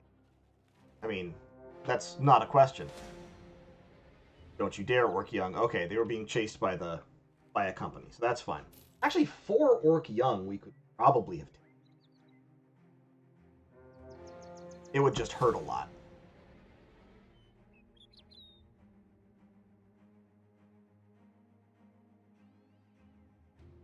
But yeah, no, that was actually a very good fight. We're starting to get to where we need to be. Obviously, we need to recruit some more people. We got to get up to that 16 strong. We've got to mass up the polearms, upgrade the polearms. But we're on the road. We're starting to achieve kind of peasant raider levels of equipment. Who do we have available here? We have an indebted. Have a peddler, a shepherd. Shepherds are not bad.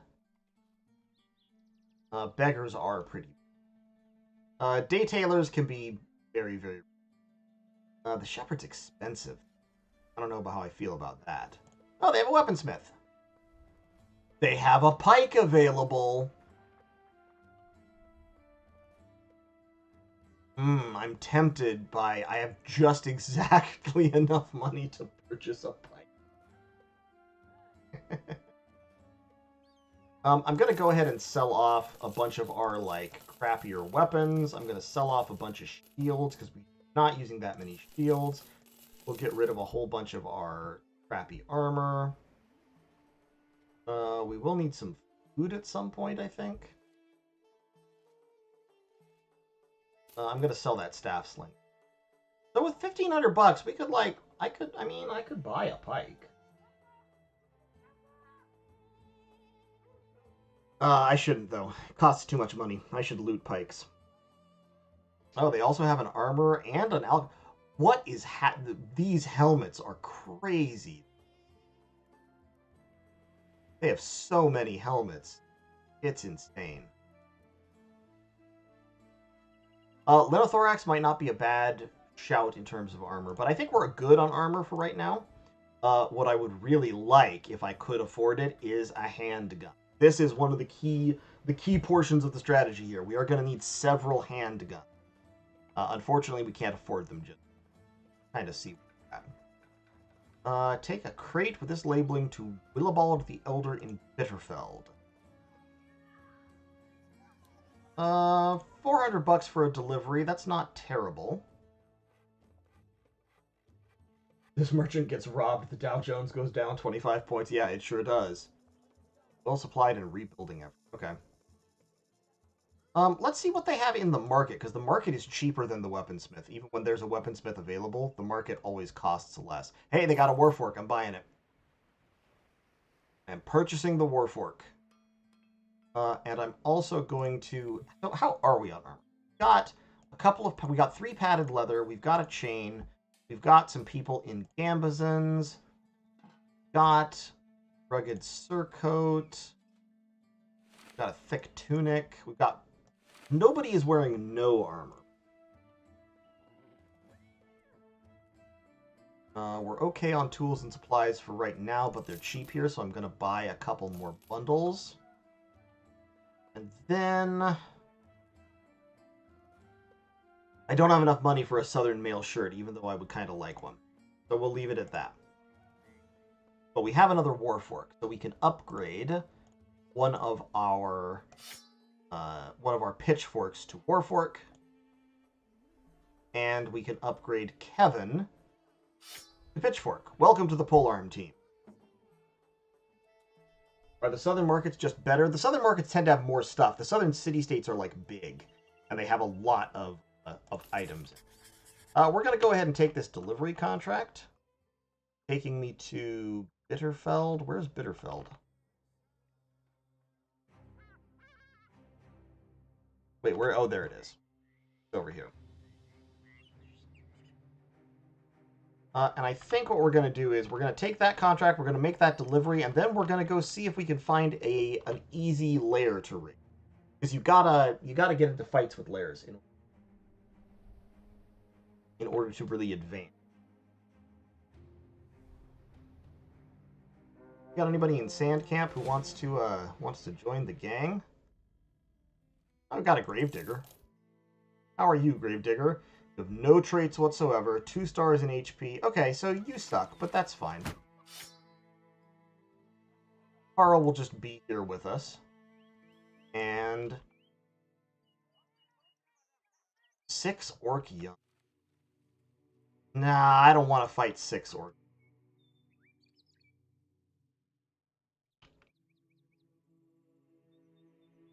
Volunteer if I need names. Sure, Herdalos. Who's the first guy who doesn't have a name? I think it's this guy. Congratulations, Herdalos. You wield the Warfork with honor. How do I know a good one when I see one? It's a little bit complicated. Got to kind of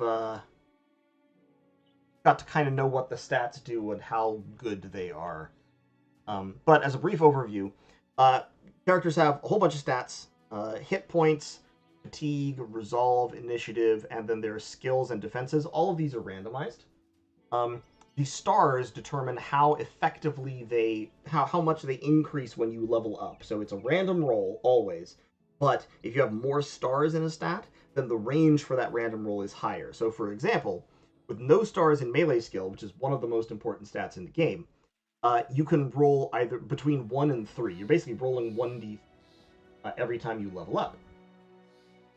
With 1 star, it increases to 2 to 3, so you can no longer roll a 1. With 2 stars, you're guaranteed to always roll a 3. And with 3 stars, you can roll either a 3 or a 4. So statistically, your the amount you expect to have at the end of your character can level up to level 11, at which point they stop getting those random rolls, and they always just get a minimum stat increase after level 11. So you get 10 level ups per character. So with melee skill, if you have every star basically statistically increases your final melee skill if the character lives to be level 11 by 5 points, which directly increases their hit rate. So a guy who starts with so it's a balance between like how high you start off versus how many stars you have, because stars obviously control how fast you increase, but your starting level can sometimes make a bigger difference. Like if you have somebody who starts with 60 melee skill versus somebody who starts with 40, even if the guy with 40 has 3 stars, then the guy who starts with 60 is going to be probably better. No genes? Alright, no genes. There we go, we got no genes, and we got... who else do we... Are those explosive spears? Sorry, I missed that. Yes, I did. We do have explosives. Well, we don't, but they have them available. We got no genes, and we got coldfish. And yeah, I just like to name Battle Bros after OMC. Who hasn't been named yet? This one hasn't been named yet. Congratulations, MC. I'm sorry, you're a coward. Of course it's unwise. We do unwise things all the time here. It's how we operate. Okay, 320 crowns, and I'm out of food. And unfortunately, we have ambushed, trade routes, and raided. But a good harvest. Is food cheap here? Yeah. I'll buy some food. Okay, brigands. I want to be paid more. 410 crowns. Okay, 410 crowns to attack some brigands. Done. Collapsed dwellings. Let's do it. Got the quintuple crippled guys.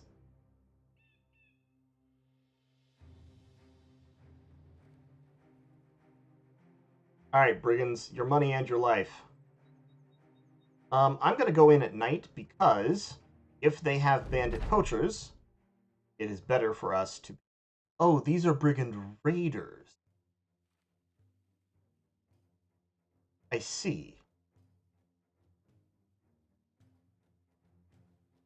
I mean, that guy's got a polearm.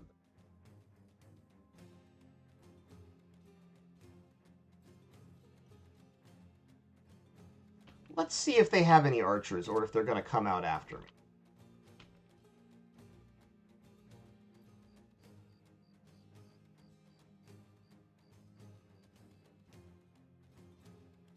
I'm just going to wait and see if they advance.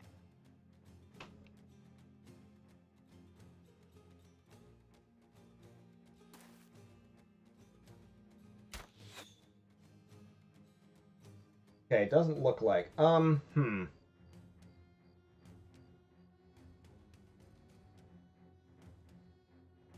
Oh, this is dangerous. This is very, very, very, very dangerous. But if we win...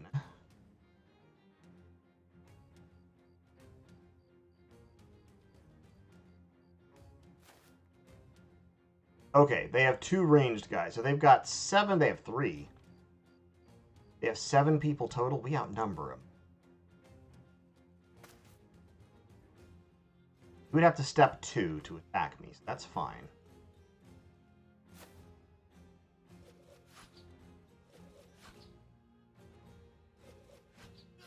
Ow. They have so many bandit poachers. It's a good thing I attacked at night. For real.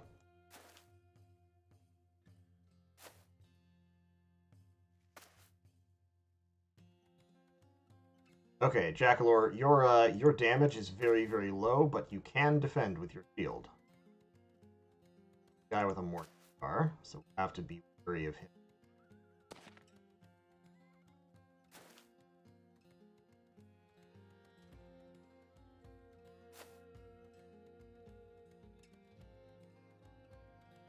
So, the nice thing about the polearm company here as well is that... Ow, stop throwing javelins at me, please.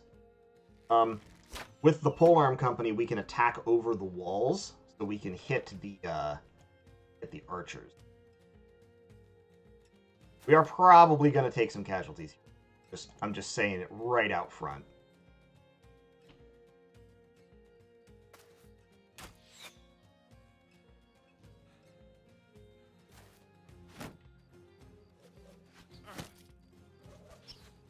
Get our shield guys up and raise the shields. Stab him.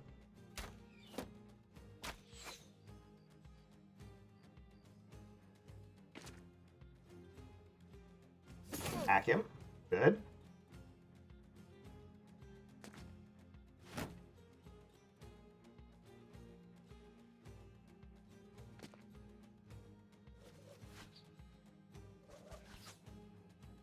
Okay. Let's get you stand right there, where you can't be attacked just yet. You can come down where you can move in soon. Yep, good. There.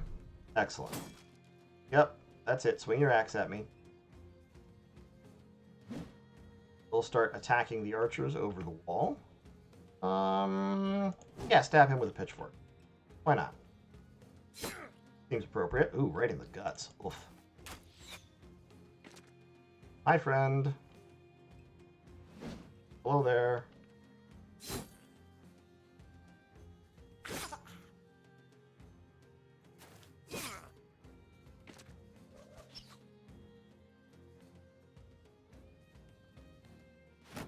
Up.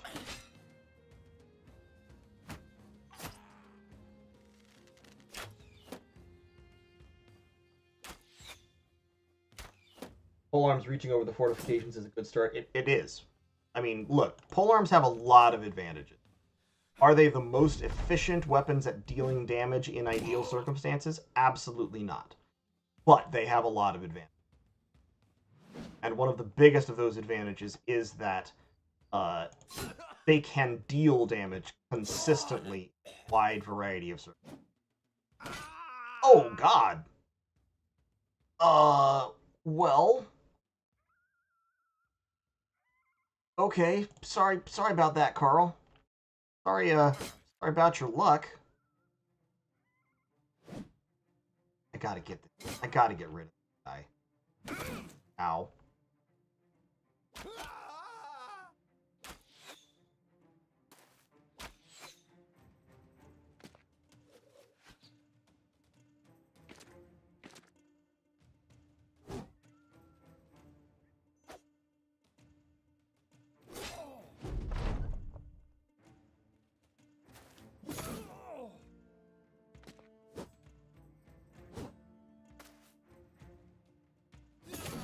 Perfect.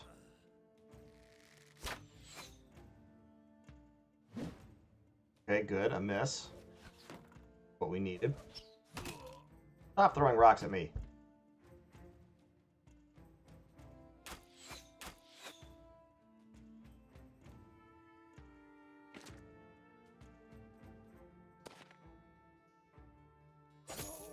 %25 chance to hit. That's nice.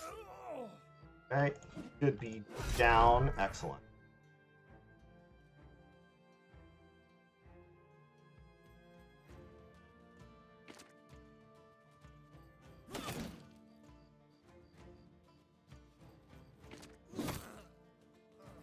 Good. Block him. Catch him in zone of control so they can't run without being stabbed at. And that's it. One casualty. Unfortunate.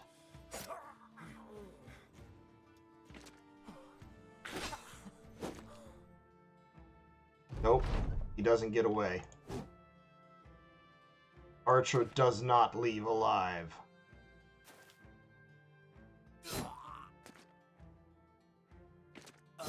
Perfect. Alright, alas for Carl's decapitation.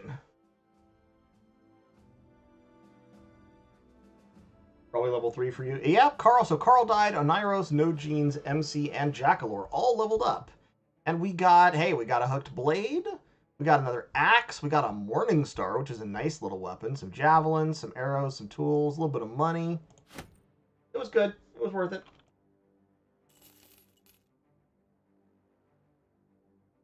You did not die in vain, Carl. Let's go ahead and grab our levels real quick. Jackalore. Oh, only one melee skill. Melee defense. We gotta get that fatigue and that resolve under control, my brother. Let's go resolve for right now. We're gonna go. I'm thinking. What's the first thing he needs? I'm thinking Pathfinder. Oneiros, hey, 3 melee skill, 3 melee defense, and 3 max fatigue. Very, very. Let's go ahead and just give Oneiros gifted right now. Have another 3, and a 4 max fatigue. I'll take it. Done deal. No Genes, 3, good rolls. Rolls are really good. Now he's already got Colossus. And we can easily kick up his HP just like once or twice more. He'll have 100 hit points. That's really, really good. We'll go ahead and give him Pathfinder as well. Sunny, a 2, a 3, 4. Let's give you... Actually, you know what? Taking Fortified Mind... If I take Fortified Mind, I'll never have to take a Resolve on him. And I think I have the spare perk for it. Let's go ahead and grab... I don't need it right now. I'm going to grab Pathfinder first, but I may take Fortified Mind on him. 2, 3, and a 4. Yeah, I think on MC I actually need to take fortified mine early on. But let's grab gifted first. No, that was the wrong button. Grab the 3, grab the solve. Okay, good. Good levels. Everybody's unhappy because they went hungry before I bought some food. So that's a little bit unfortunate. But I can replace No Gene's weapon with a hooked blade. Jackalor is still okay with his Scramasax, to be honest, although the Morningstar is... Yeah, let's go Morningstar. And Sunny is still fine with his Golden Die. Okay. Take it easy, Garsamore.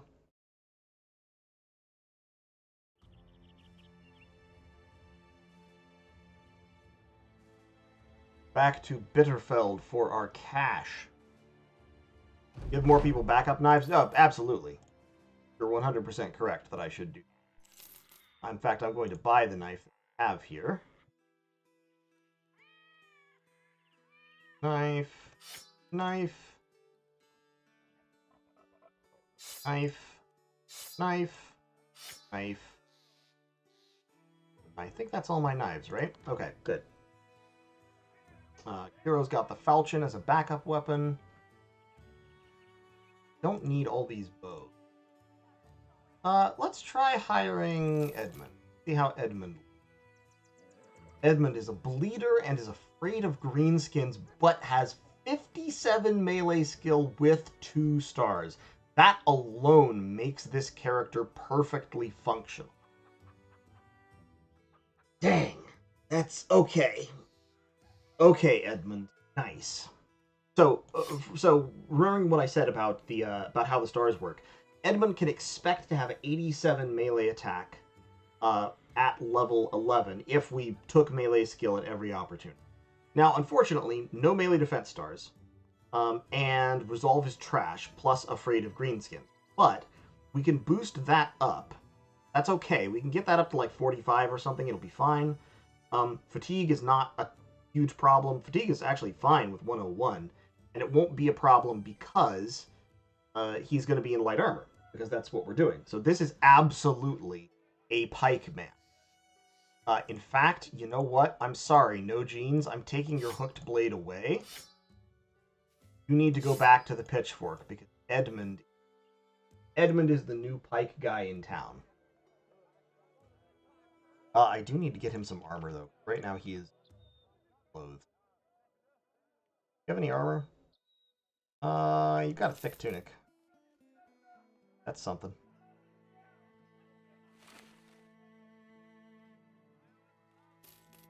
Go ahead and get rid of sackcloth. And let's, got an orchard. Dried fruit. We can grab this dried fruit. See if we can sell it somewhere. Sorry, No Genes. I just had to do it to you. Brunwald is a city, Brunwald is a castle. Let's head back to, Grafenstadt. Which also has an orchard, so we won't be able to sell it here.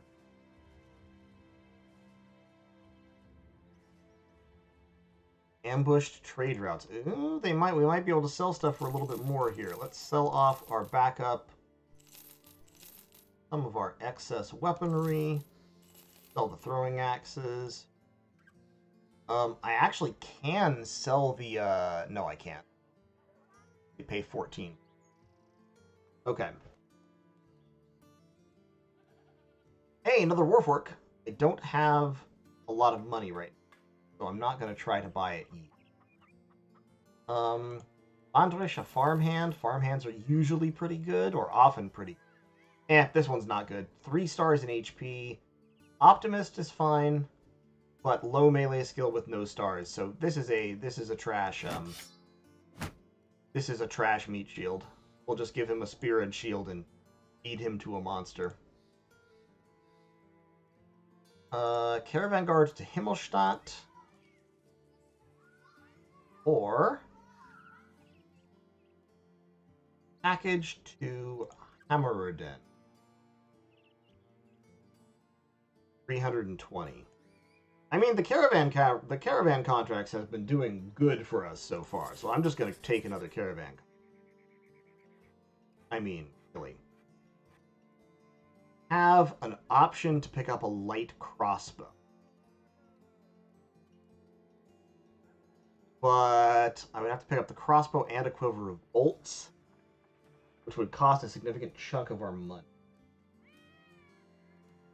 The difference is here. Crossbows fire, they take time to reload, which bows don't. They do similar damage, but they more of their damage ignores armor, so they're better against more heavily armored targets. They are a little bit slower to use. They're also a little bit more accurate, but they're shorter range. So bows have a maximum range of 7, crossbows have a maximum range of 6, which can be a distinct difference sometimes.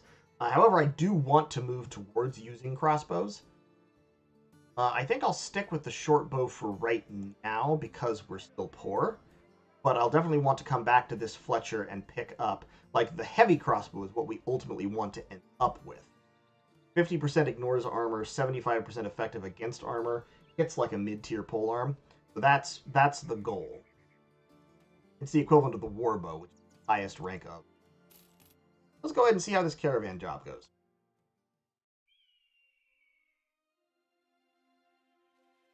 Yeah, with crossbows, honestly, one of the kind of tricks you can do is to have a second crossbow in your bag.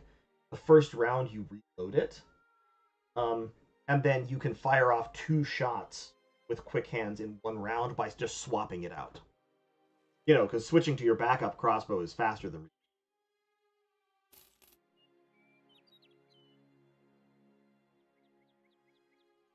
I'm out of medical supplies. That's a problem. Because I do have a couple of injuries.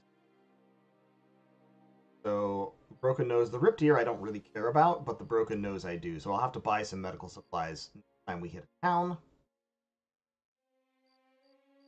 Oh, yeah, man. So, okay, look. I really like Battle Brothers, and as I said in my little rant at the start of the stream, there's kind of a way in which Battle Brothers is a little bit more realistic, quote-unquote, than many games, because it has a stronger kind of concept of place and time. But Battle Brothers is still a deeply unrealistic game where playing weird tricks is, with the mechanics, is vital to you. It's very funny. Medical supplies are so expensive. Oh, I have to buy them. Oh, they're selling hawks here. Yeah, they're selling falcons. And armor. Falcons and armor.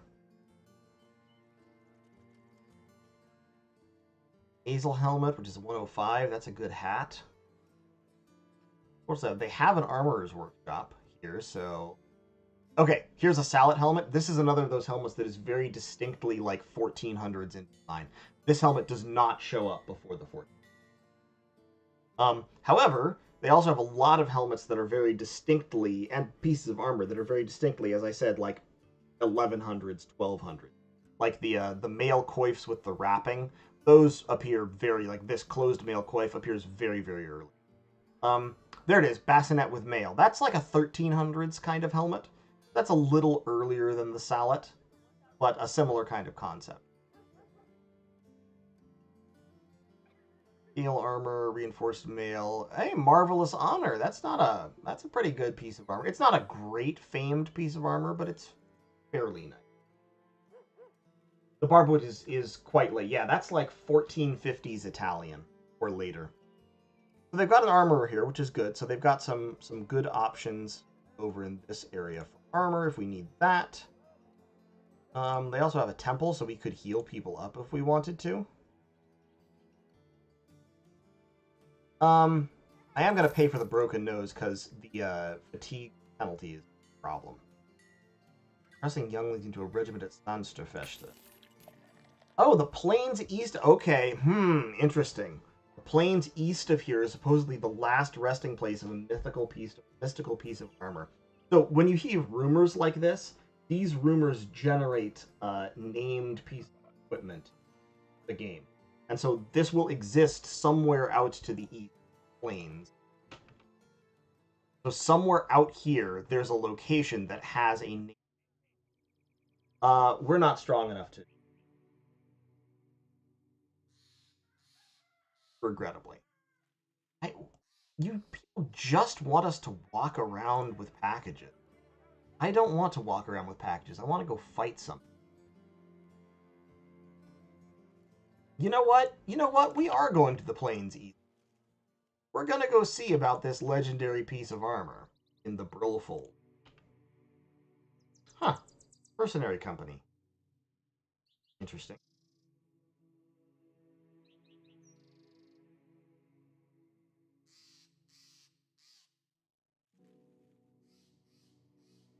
Let's see what we can find. Climb up on the mountain, get a little bit wider view. Okay.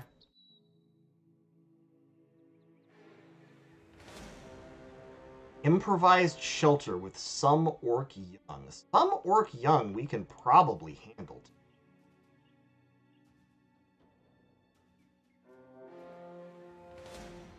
And there's an occupied cave, so that's more green.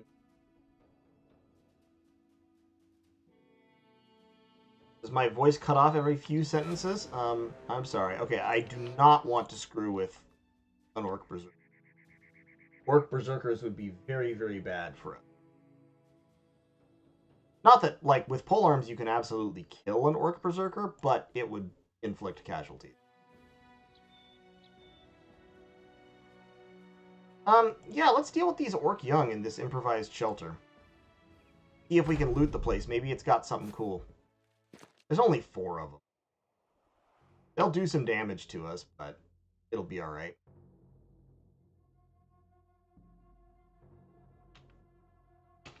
We do want to try to interrupt their charge if we can. So, like, actually, right now, I've been kind of waiting a little bit, but what I want is I want to get Sunny right there, because it'll stop that guy from charging at him.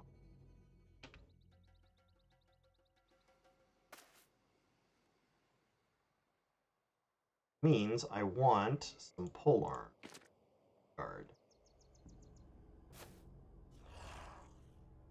You can be...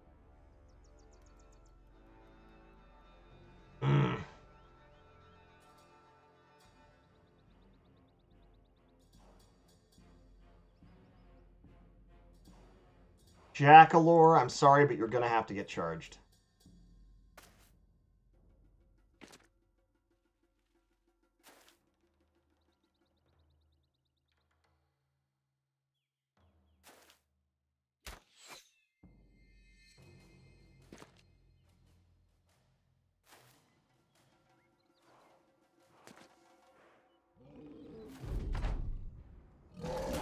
There it is. There's the charge. Yep, broken ribs. But now we can start laying the whooping on these guys. Perfect. Perfect.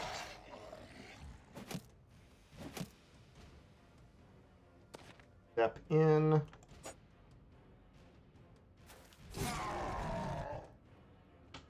Wait for a second.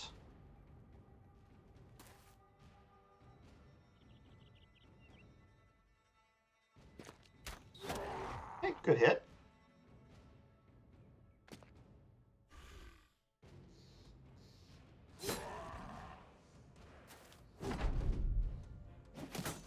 Okay. Javelin's going out. There you go, Jackalore. Even with broken ribs, you still clubbed that guy to death. Very effectively, too. Lock him down. Prong him.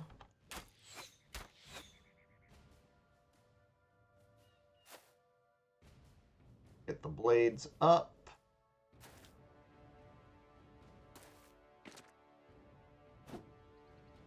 Okay. Go, and Sunny dead.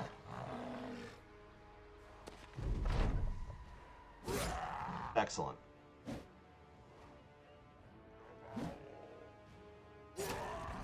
Polearm gang, victorious again. tragically eaten by dogs in our first battle. Yeah, a little bit. Hey, Sestrar, how's it going? All right, what we get for loot? We got some salt. I mean, salt's worth money. We got some tools and supplies to repair our equipment. We got a Morning Star. That's a good piece of gear. And we got 3 levels. I love that for us. So, Valdemar.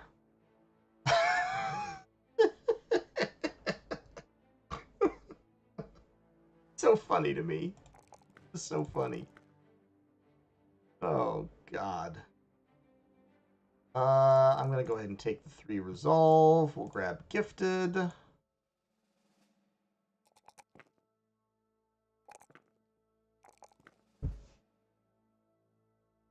Here to loss.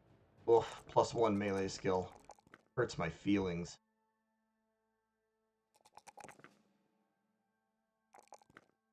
Grab some more HP for you. Hero. Ranged skill, melee defense, +3. Nice. Not going to take that +1 melee. I'm going to take the +4 there. I'm going to grab... I've already got fast adaptation. Next thing I'm going to grab is... Range skill steering. We don't like the green goblins, man. Alright, here to last. Good night, man. Bullseye is definitely something that we want for ranged groups.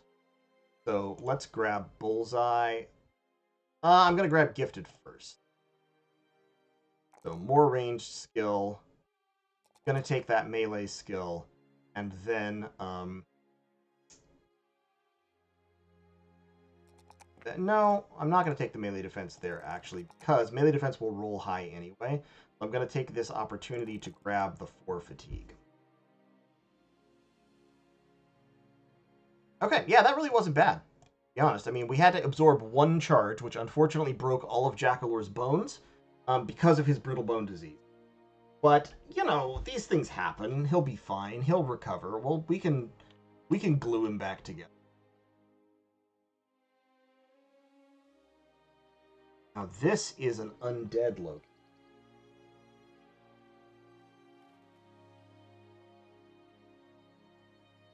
Oakwood Meadow. What is this? Oh, I think I remember this. It's like a spot. Yeah, this is for the this is part of the Holy War crisis. Very cool. Our fate will lead us here again in time. Can I see what's in here? No. I know it's undead because it spat out some zombies at me.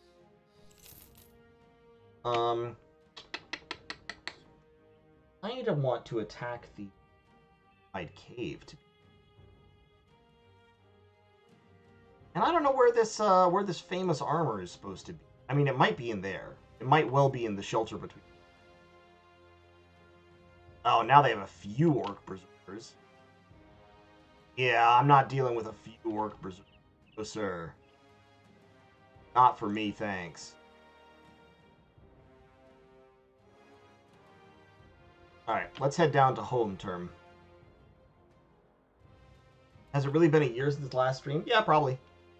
I haven't done anything on YouTube for quite a while, I'll be honest. I moved, and then I've been working like crazy. Can't take any contracts here, unfortunately, but I do have a brawler I could...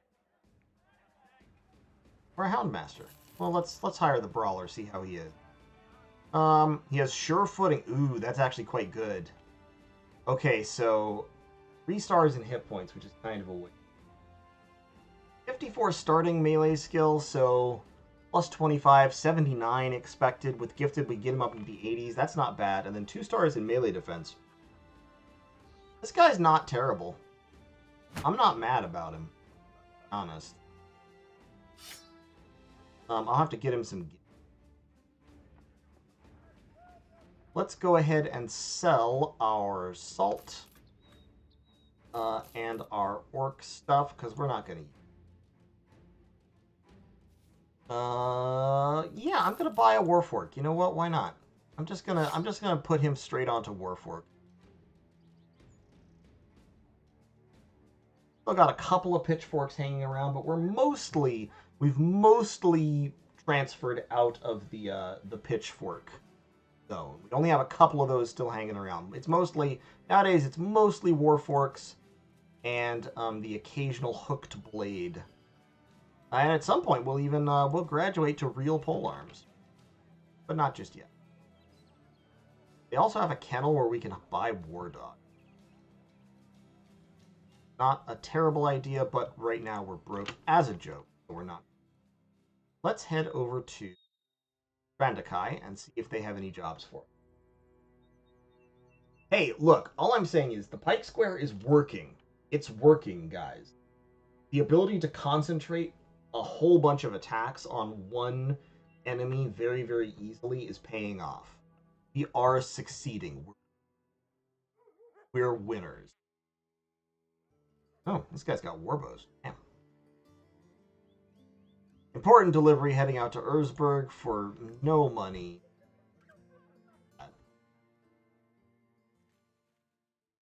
That's a castle. Let's head down to Caravan. See what we find. Thought we'd suffer more. Yeah, so here's the thing. The fact of the matter is, actually, shields are kind of a trap in Battle Brothers. Which is not to say they're not useful. They are useful, but they reduce your damage output. Edmund. They reduce your damage output by quite a bit. So, relying on shields can sometimes get you in this situation where, like, don't do enough damage to kill the enemies fast enough to stop them from doing more damage. That makes sense? Hey, I found a Desert Raider outpost. I might actually attack that. Let's kill these cutthroats and then we'll see. I'm just going to pause up until they start to close on me, which they should because I have an archer. Yep, here they come. Up.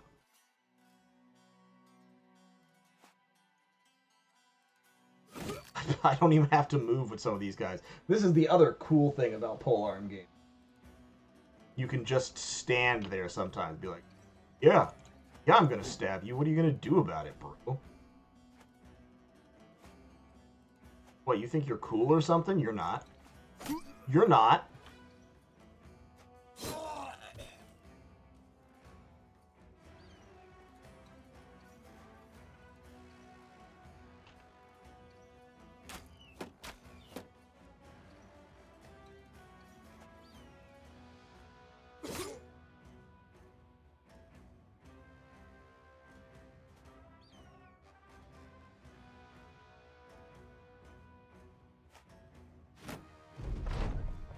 So, yeah, the point of that little discussion was really what you want is you want some shields in your party, but not a huge number. Having some shields is valuable because it lets you have that damage mitigation.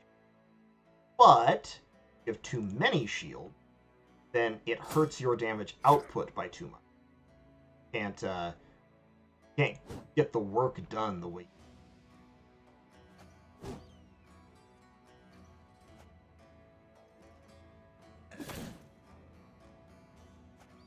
Whereas the polearms, you absolutely get the work done all the time. Every day. Oh, good shot, Kiro.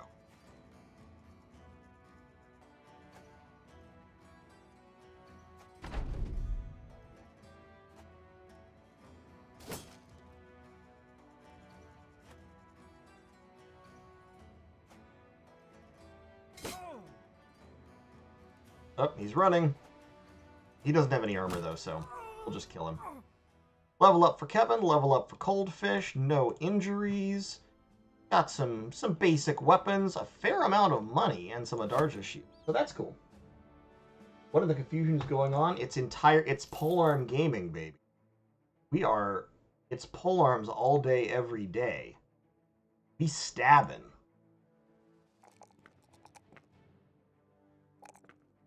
We're just out here. in the dunes. Pike's up.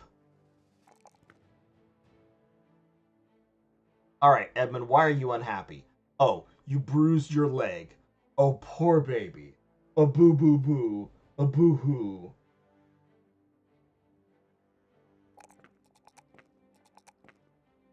Actually, I think we're going to take the +4 Al right there.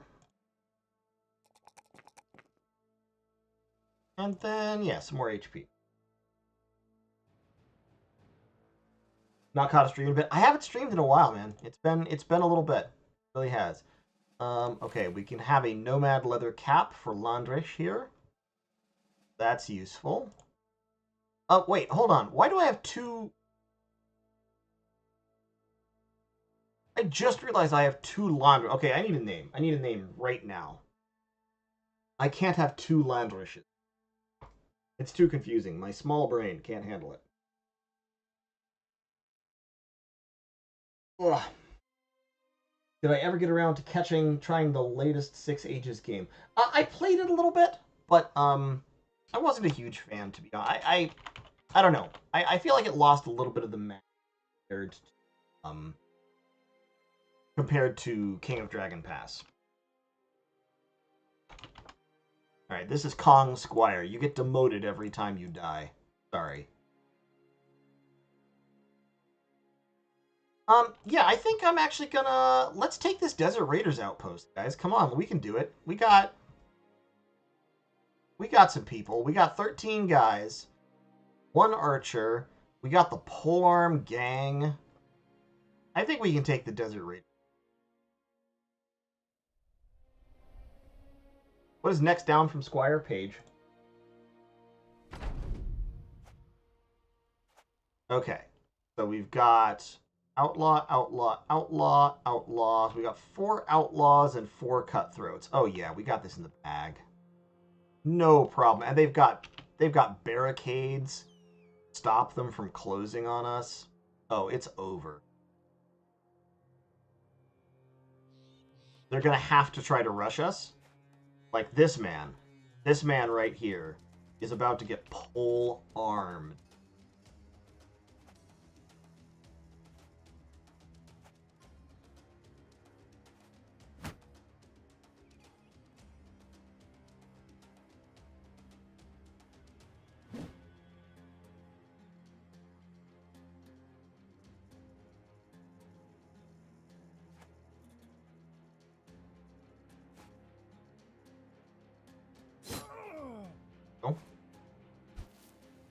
Don't throw sand in my face, rude.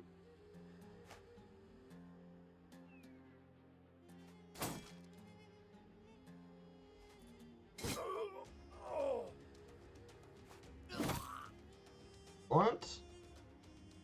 43%, 26%. Let's go with an aimed shot. That nomad cutthroat, nice. Nice. Nice. I'm telling you guys, polearm gang for life.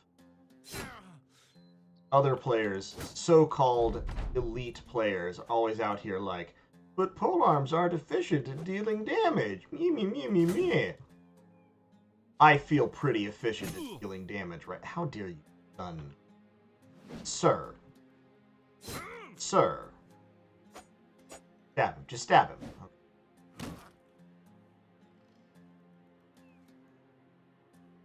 I'm just saying, my damage seems efficient.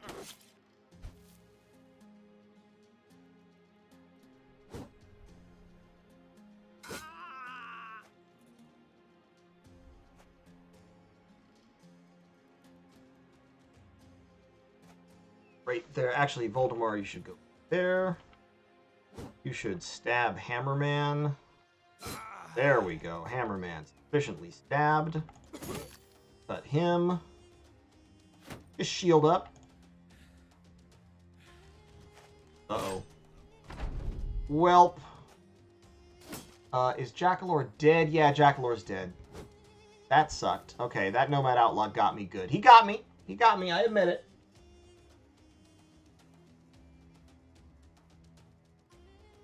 I confess. I've been got.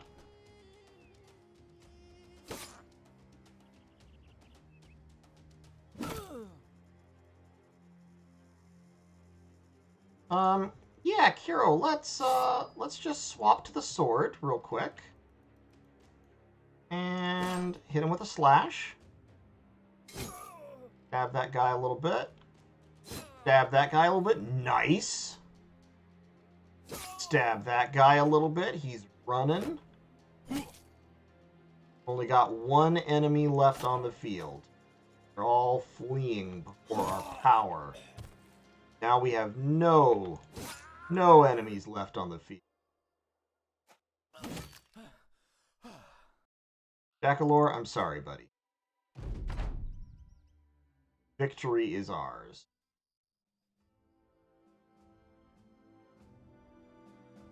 Another shield bro fall. Hey, we got a leather nomad rope. We got a nomad reinforced helmet. We got the sturdy blazing mail. Sweet, bro.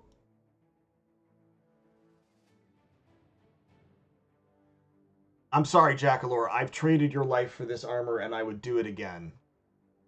And we got a two-handed scythe. Two-handed scythe is a good weapon. Alright, you know what's about to happen. You know what it is. Yeah, buddy. Two-handed scythe time. The two-handed scythe can swing twice, which is why it's because it's a cleaver. Where did they get that armor? I don't know, they stole it. They're brigands. The resolve is so bad. It's so funny to me. Absolute trash resolve. Trash hit. Okay, so we've got some redistribution of wealth here. We've got a worn mail shirt. We can give to one of our longtime compatriots. Sure. Give Valdemar that. The Nomad reinforced helmet.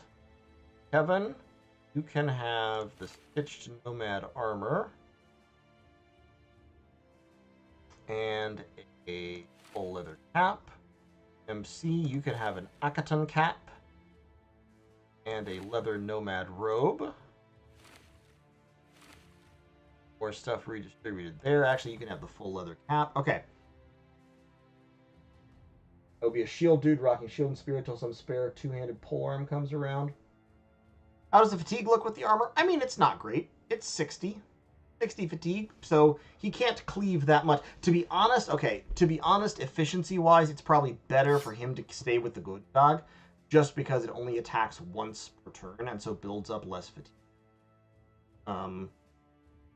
So what we can do is actually Valdemar we can give the two-handed scythe to, because he has pretty good melee skill, 59, and he has quite a bit of fatigue, so he can swing twice.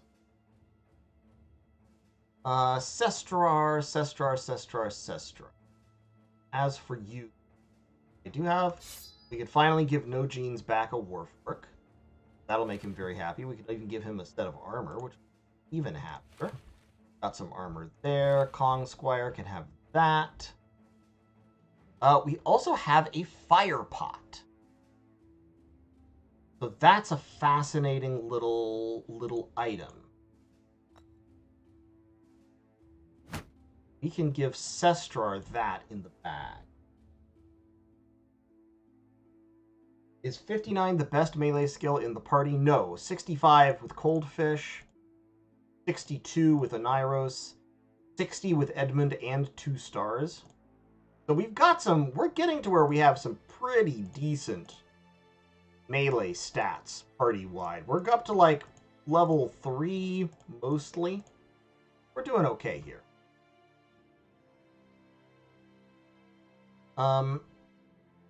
But most of them, of course, are in the back line using polearms, because that's what polearms are for. Kevin is still rocking the pitchfork. I think, Kevin, I'm actually going to make you a shield guy. Yeah, I'm going to make you a shield guy and give you a scythe.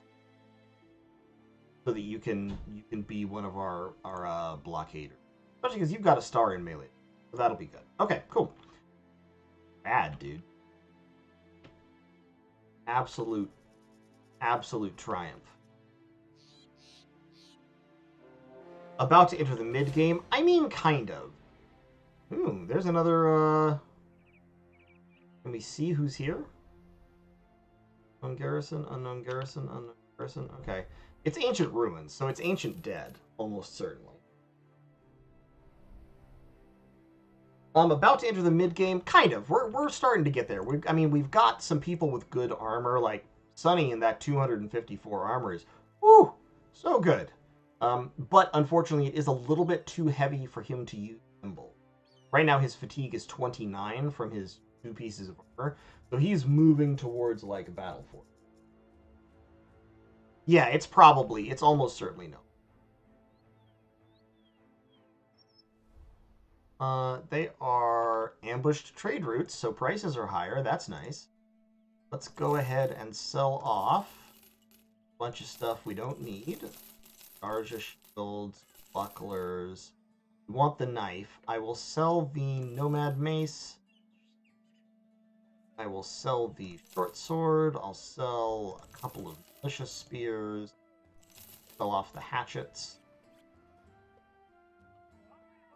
We got 850 bucks. Not a ton of money. Oh, I have another Warfork. Warfork.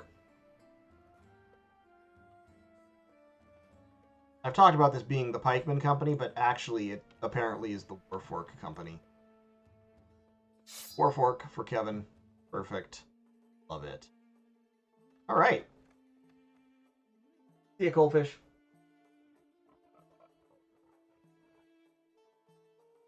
They have a weaponsmith here as well, but they are unfortunately... Okay, the Spectrum is a pretty good two-handed weapon. Better than the Warfork in terms of damage by a significant amount, and it can spear wall. So it kind of has the best of both worlds. They also have a pole mace. Fun. And a sword lance.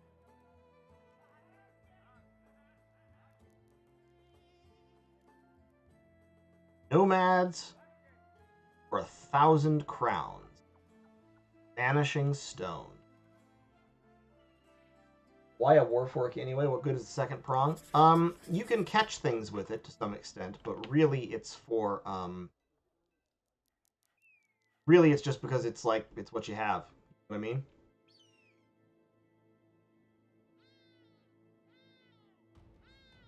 If what you've got is a pitchfork and you want to reforge it into a weapon.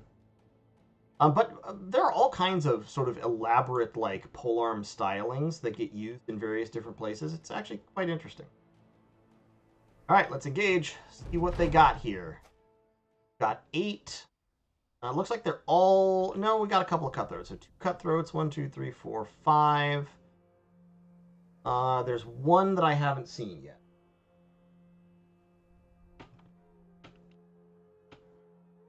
Let's just hold back and wait for them to advance.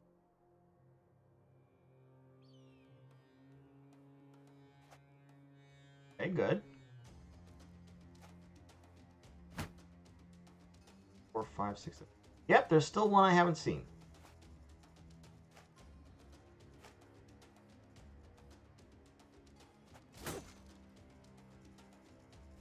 There he is. Okay. This shouldn't be that bad a battle. I mean, we might well take casualties, but it shouldn't be that. Nomad Outlaw.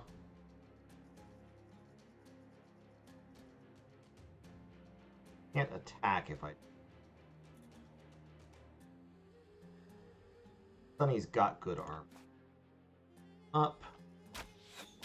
Fire a couple arrows that way. Try to score a couple kills early.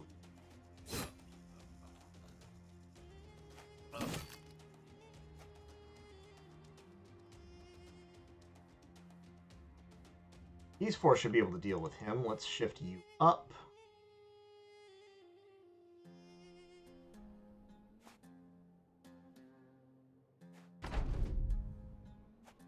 Okay.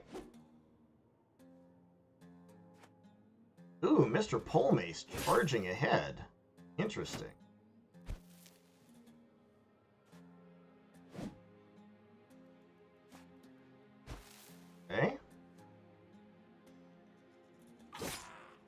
try to take some of these guys out.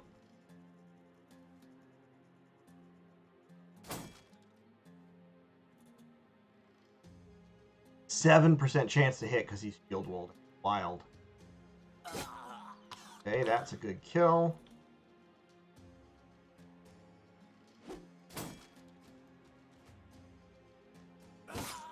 Another good kill.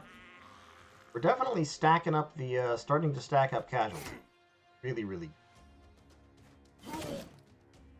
More casualties we stack up, better the odds that will, that will morale drops.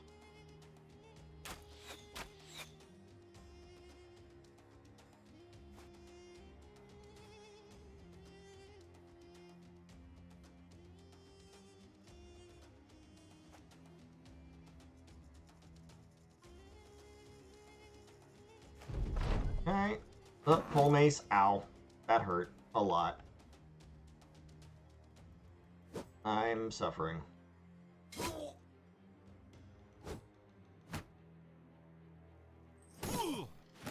See, so this is the thing with nomads, right? Notice how these nomads are using shields a lot, and they're shield walling. Because they're shield walling, they are losing their second potential attack every turn. And that means that we're hurting them a lot more than we otherwise could. Which is great. I'm not complaining about it, but kind of a sign of what's going on here. Oh no, out of fatigue. Ah, shoot. Okay. That's bad. So, like, really, you want to be shield walling with people who aren't supposed to do damage. And then everyone else, you want to just pretty much attack with and do damage. Okay, Kiro, you gotta get out of there.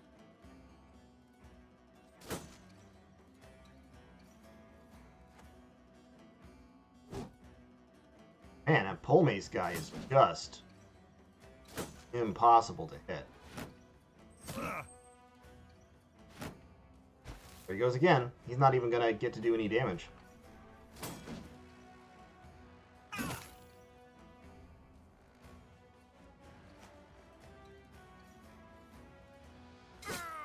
There he goes.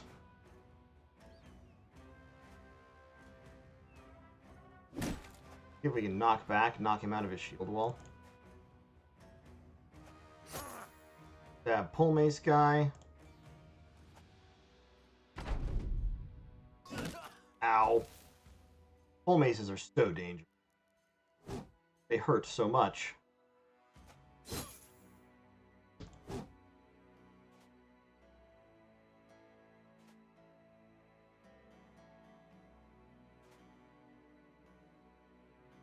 Okay. That was not where I wanted to have clicked, but okay.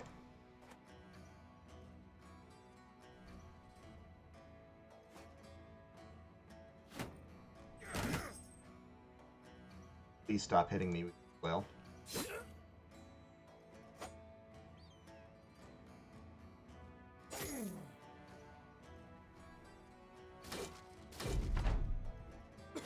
No, pole mace guy, stop!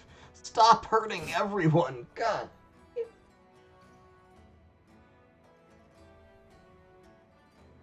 Yeah, pole maces are they're just so good. And they break bones so easily. Which is a vital characteristic of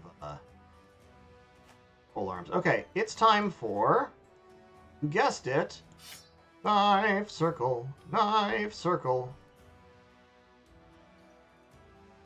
Not you guys. You guys stay back. You're pretty badly in.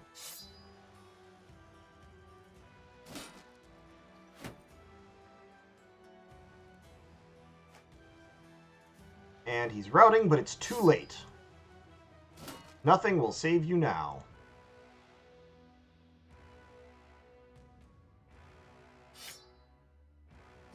Nothing will save you from the knife. No, cannot retreat.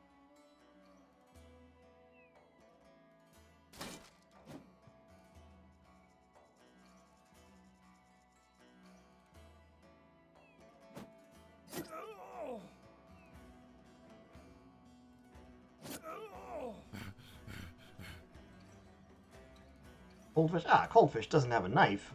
What a terrible oversight. Hey, Dacis, thanks for the 5. May you request the pole mace if it's lootable? We'll see. The problem with the pole mace is I don't think that the polearm bonuses apply to it. So later on in the game, we will want to specifically pull... Hey, Kong leveled up. Specifically use pole arms. Okay, so we got a plated nomad mail, 2 plated nomad mails, a nomad light helmet, we got another 2-handed scythe, and we did get the pole mace. And a Sapar shield, which is kind of nice. Ooh, and silk. Very nice. Okay. Yeah, let's see what we can do with the, let's see if we can use them. So, no jeans. Okay, so here's the thing, no jeans. I want you to keep using the Warfork because it has an attack bonus. And your melee attack is not the best. The pole mace, which doesn't have an attack bonus, I want to give to Cold. Because he's more likely to hit with it. Kong Squire. Oof. Okay. Get that, and then... Yeah, let's go hit points and Colossus. Triple flail. Yeah, we did get a 3-headed flail, which is kind of a... It's a funny weapon. It's actually It's 3 attacks, each of which do 10 to 25 damage. So, it's like... It's actually really good against unarmored enemies. But otherwise, it's really bad. Is kind of the... So, like, we're going to stick with a spear for Sestrar. Sestrar isn't expected to do a ton of damage anyway, and because Sestrar is a shieldy boy. And we'll give the... we'll upgrade Edmund here to... Well, Edmund's got the hooked blade, so he's already got one of the better... We're collecting a lot of weapons. Oh, we have a scimitar. Falchion versus scimitar, which is better? Scimitar is, actually. We'll upgrade Hero's secondary to the scimitar. Those will heal. Those ribs are only somewhat broken. Let's get a plated nomad mail and a nomad light helmet for Kevin. And let's get the full leather cap for MC. And a mail. Here we can have the stitched nomad armor for Sestrar. Kong can have a robe. We can just kind of generally upgrade all our armor along the back line. Hero can have a rugged surcoat. Head wrap. Nice. We have now officially reached the point where everyone wearing actual armor. Battle Brothers does have a 2-handed flail. I like the 2-handed flail. It's an inefficient weapon, but I enjoy it. And for Sestrar, since Sestrar is a shieldy boy, we're actually going to upgrade him to the Sapar shield. So, slightly higher defense. It costs a lot more fatigue, but it's more defense, and it's much, much harder to break.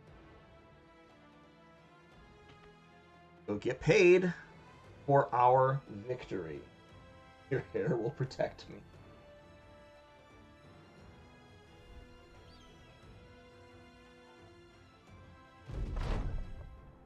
All right, over 1,000 buckaroonies.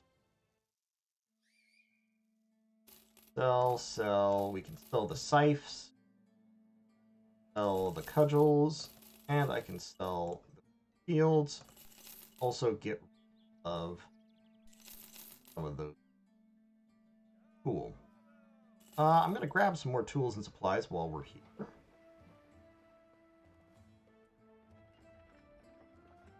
They produce silk, so won't want that. Masterfully cured ration. How are we for weaponry? armor. Line of thorax, don't really need that. Wrapped southern helmet, not a bad idea. How's the weaponsmith looking? Expensive. That's how the weaponsmith is. I would kind of like a sword lance, because sword lances can do sweeping, like, multi-tile attacks. And pole hammers would be very, very useful for anti-armor.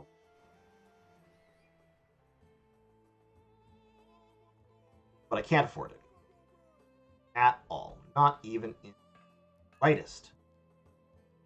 Armorer. This mail shirt with padding. Honestly, nothing too terribly exceptional. Some decent little... Pole hammers are late 1600. The fully developed version, yes, but there were sort of versions of that around. So we've got a couple of ranged shepherds, which might be worth trying.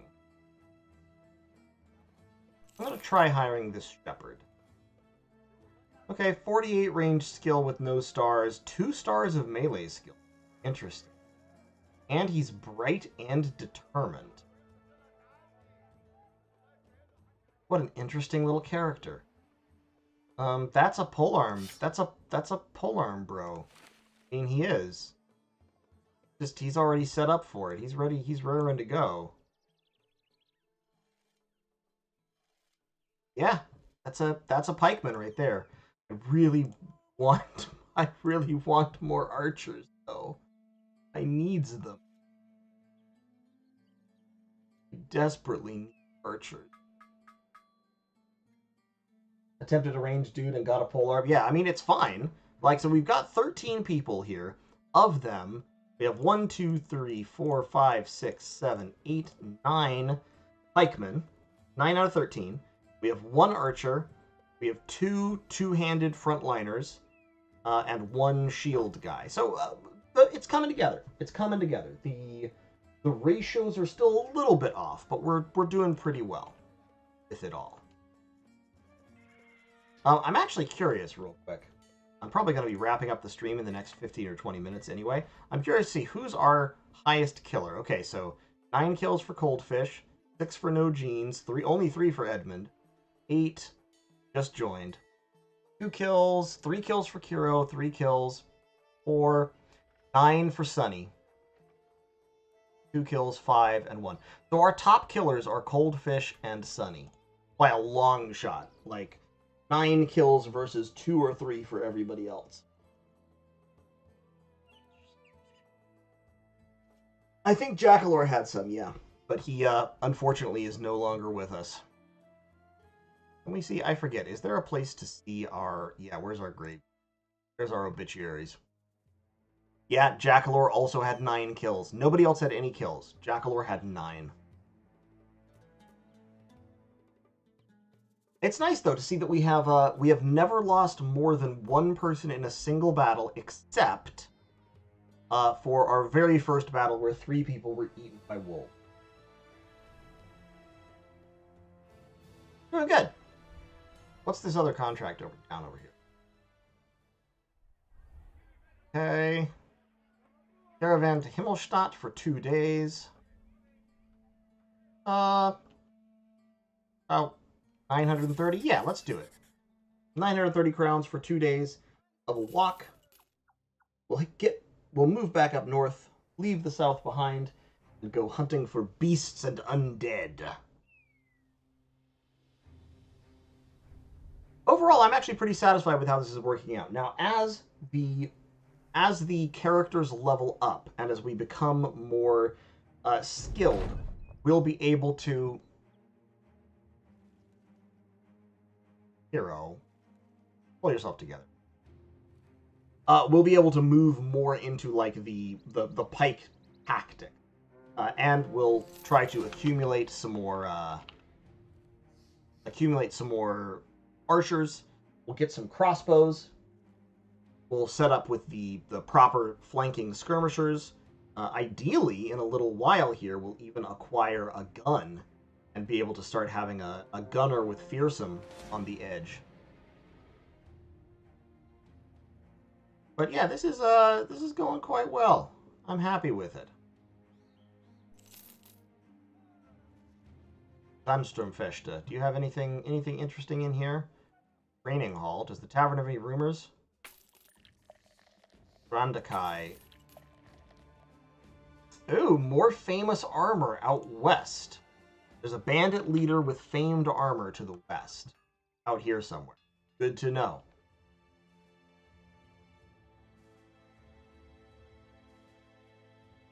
I might go look for that. Okay, 740 crowns.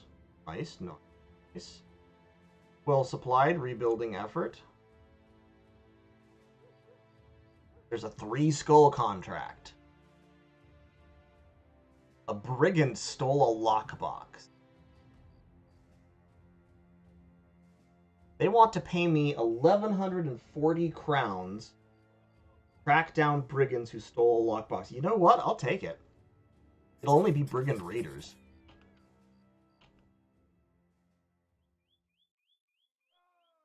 And at this point, our party can fight very much on par with brigand raiders, if not superior. Yeah, so 1 marksman and some raiders. How we doing on injury? Still got a broken nose. Kiro still has broken ribs. But that doesn't affect her skills. Yeah, let's see how these raiders go. Only 6 of them, too, so we outnumber them like 2.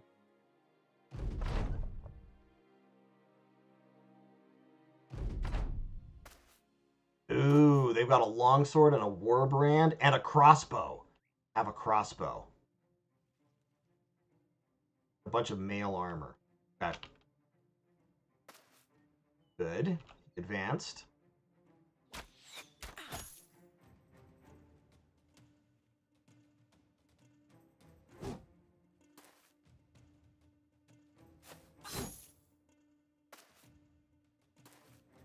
Yes, here we are.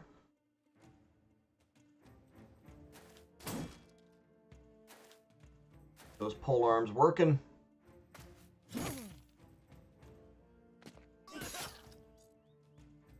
Excellent. Almost dead already. Let's actually try to shove him.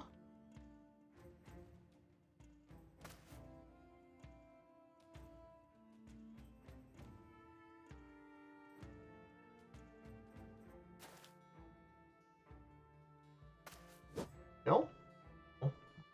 Ah, I shouldn't have stepped there. I should have stepped up. There's the kill. Okay, good. So the warbrand's gone.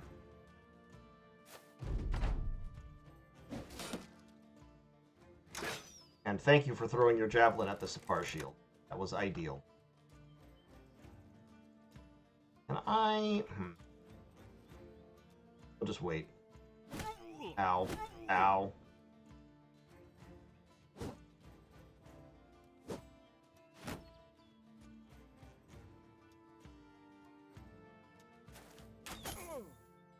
Nice, Kiro. Nice.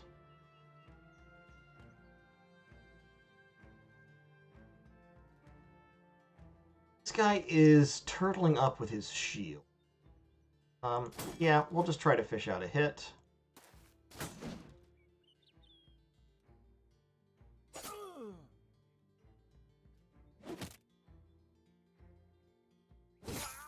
Alright, good. There's a dead man. I get a stun. Right? 40%. Eh, okay.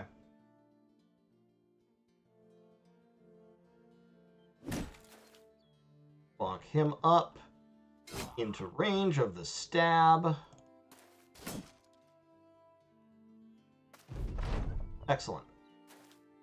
Okay, Longsword Man ran forward and he didn't get to attack, which means we're going to get to whoop on him, which is perfect.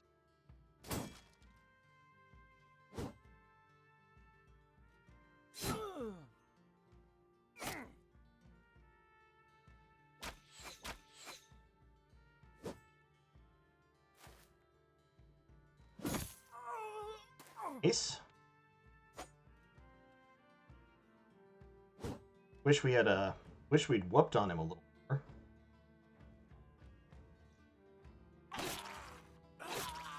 Good. There's a route.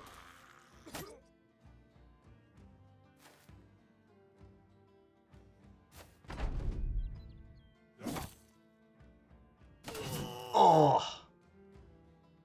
Well, at least Herdalos lived. No, come back here. Don't you take that crossbow away from me. Get back here. Got no way. Okay. 13 dudes with pikes. What's better than this? Nothing. Nothing is better. This guy's gonna run away with this crossbow, and I'm gonna be mad. This is why I need dogs.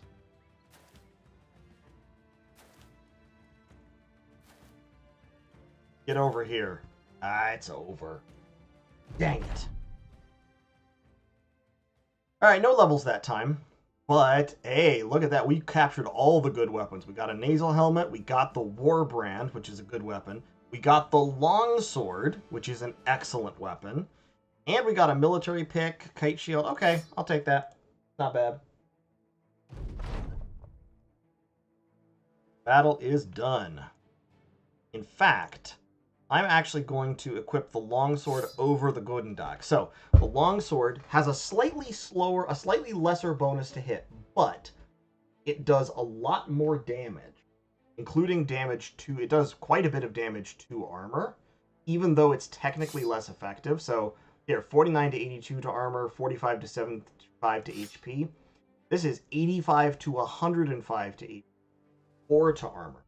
And it also has Split, which hits 2 hexes in a row. And it also has the Swing, which lets it do a lesser amount of damage to up to 3 hexes at a time. These have slight penalties to hit, but what this means is that with a two-handed sword, you can effectively fight past the front line, or you can clear larger numbers of weak enemies all at once. So Sunny with this will be an absolute menace. And I love that for him. Meanwhile, the two-handed scythe just hits twice. In fact, can I give you the Godendag instead? 45 to 75. No, the two-handed scythe is still a better one. But the Warbrand, if I recall correctly, actually... Yeah, so the Warbrand has the flash attack like the scythe does, but it also has the split and swing attacks of a two-handed scythe. So it is a superior weapon. So 50 to 70, 45 to 63, 50 to 70, 37 to 56. Slightly less good against armor, but it has more AoE options.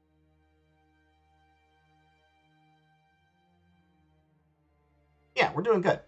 And then Sestrar remains our shield brew. So that's great. We also got this nice nasal helmet. We can give that to... Who deserves a nasal? Which already has a padded kettle. Let's give the nasal helmet to Herdalos.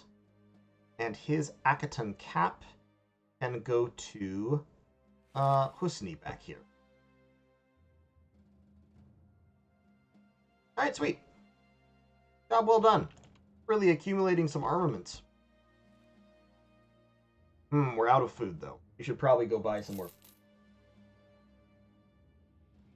Yeah, exactly. So there is a greatsword as well, Kiro, but it's a higher level weapon, so we haven't gotten that just yet. Say, what's your price on? You'll pay me what? About 300 for my two-handed scythes.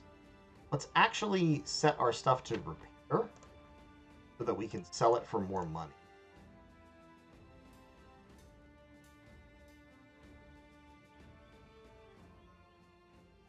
And let's see what Himmelstadt will pay for it. Because I think the weaponsmith here might lower prices for us to sell weapons.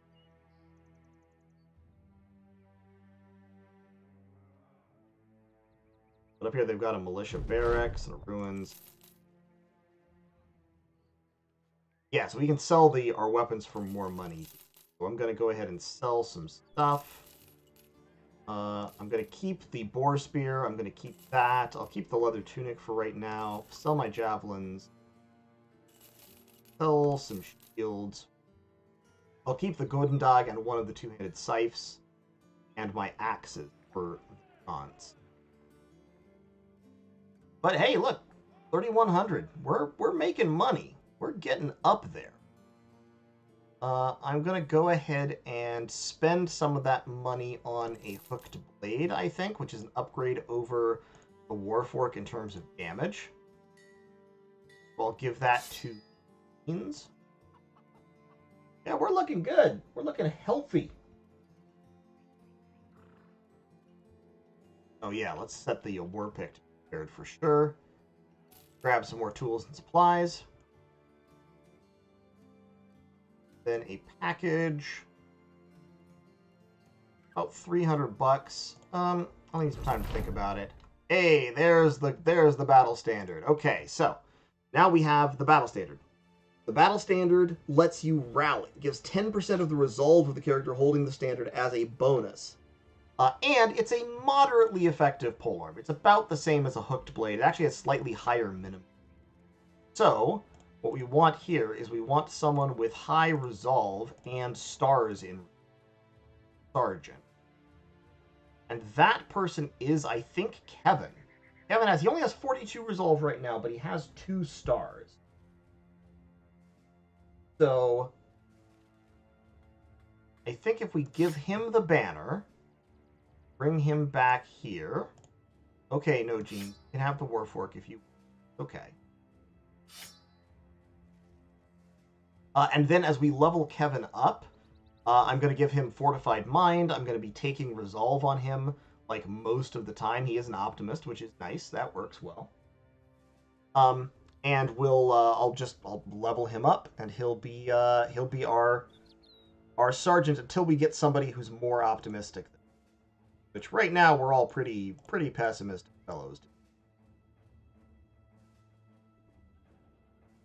Yeah, Valdemar has 46, but he doesn't have any stars.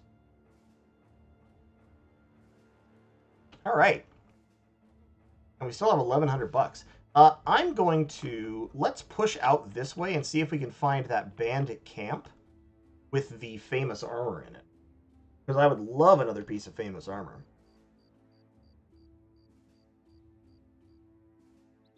And, fun fact, so... Okay, I have to dig into mechanics just a little bit here. Battle Brothers generates famous items in a couple of different ways. Oh, a curious shipwreck. Seen this before. Is that a ship? Let's see what secrets are inside. Skeleton. Royal attire. Back to the stump. Golden goose. Yes, we gained the golden goose. Nice. Okay, so the golden goose is hilarious. It generates 15 crowns a day, or you can just sell it for a whole bunch of money. It's just kind of fun to have around. It's not a huge economic boon, but it's nice. Okay, the way Battle Brothers generates famous items is a little bit complicated. If you get a rumor that tells you that a famous item is somewhere, it guarantees that that famous item will be. But also, different locations have a random chance to contain a famous item based on the type of location they are and how far they are away from cities.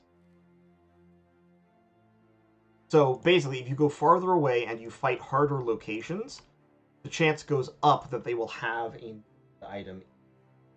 The chance of a bandit camp containing a named item is very, very small baseline. Let's, get the company strength to 16 men. Absolutely. We can do that, for sure. I mean, we're already at 13. I'm not seeing anything out here, and we're running out of food again. So I'm gonna head down to Strandakai. See what we can get. But it's been going well so far. I think I am gonna wrap up the stream for today. Hi, Brigand. Oh, you want to tussle? You want to tussle with the muscle? We're going to have this fight, go back to town, and then I'm going to wrap up the stream.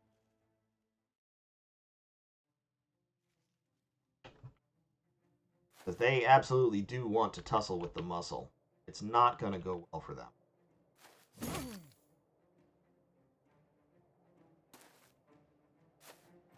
He's just got a dagger.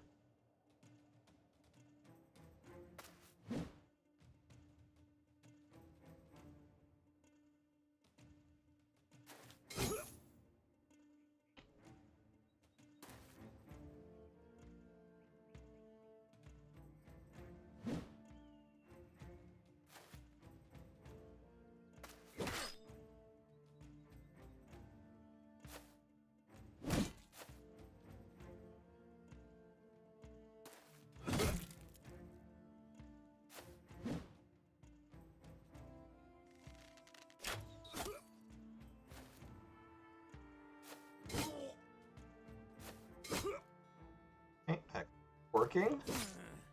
Peace. They're already running away.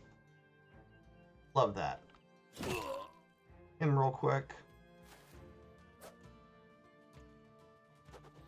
Oh, don't throw axes at me. Bastard.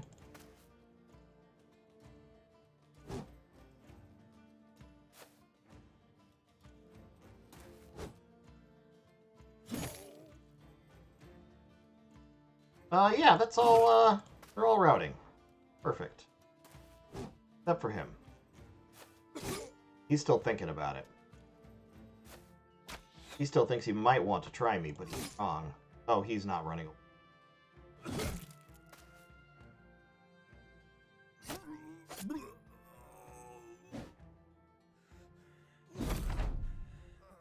Nice decapitation.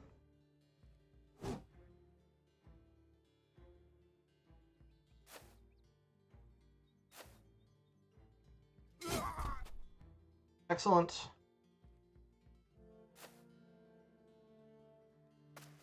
And come on.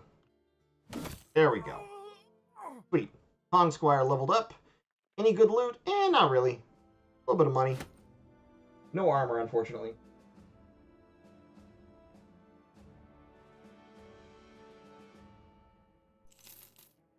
Alright, that was a nice little easy fight to round things off. Kong Squire, congratulations on your level up. We're going to go ahead and kick your, yeah, I'm going to go ahead and kick your HP up a little bit further. We'll give you Gifted. Slam some power into that resolve of yours. Sunny, good levels, I like it. You're doing great. You're a champion of the people. I'm going to go ahead and... Yeah, let's stick with Gifted. Honest. Gifted is just a really solid choice all the way around. And let's get a little bit more fatigue for you. And MC, who has hit level 4, doing well. Let's go ahead and snatch some resolve for you as well. You already have Gifted. Let's grab Pathfinder to make it easier to move. Nice. It's Strandakai. Let's sell our... Yes, thank you. I do need to remember to sell my silk. I could also sell the golden goose here. Be a lot of money. The amber shards are a little bit expensive. They do have disappearing villagers.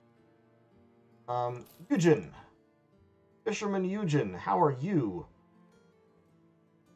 You have 3 stars in ranged defense. What a freaking waste. Star in resolve though. So I mean, this is not a good bro. Well, I will give you a warfork. We'll see what you're made of.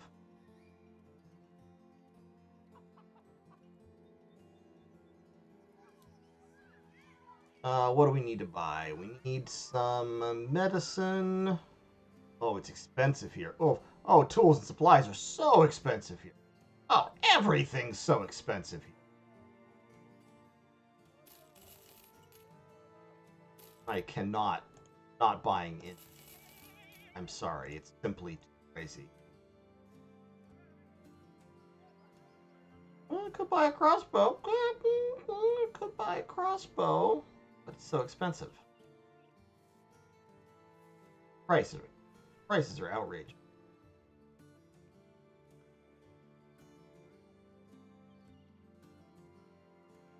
Hunt down Watera. Okay, beast mission.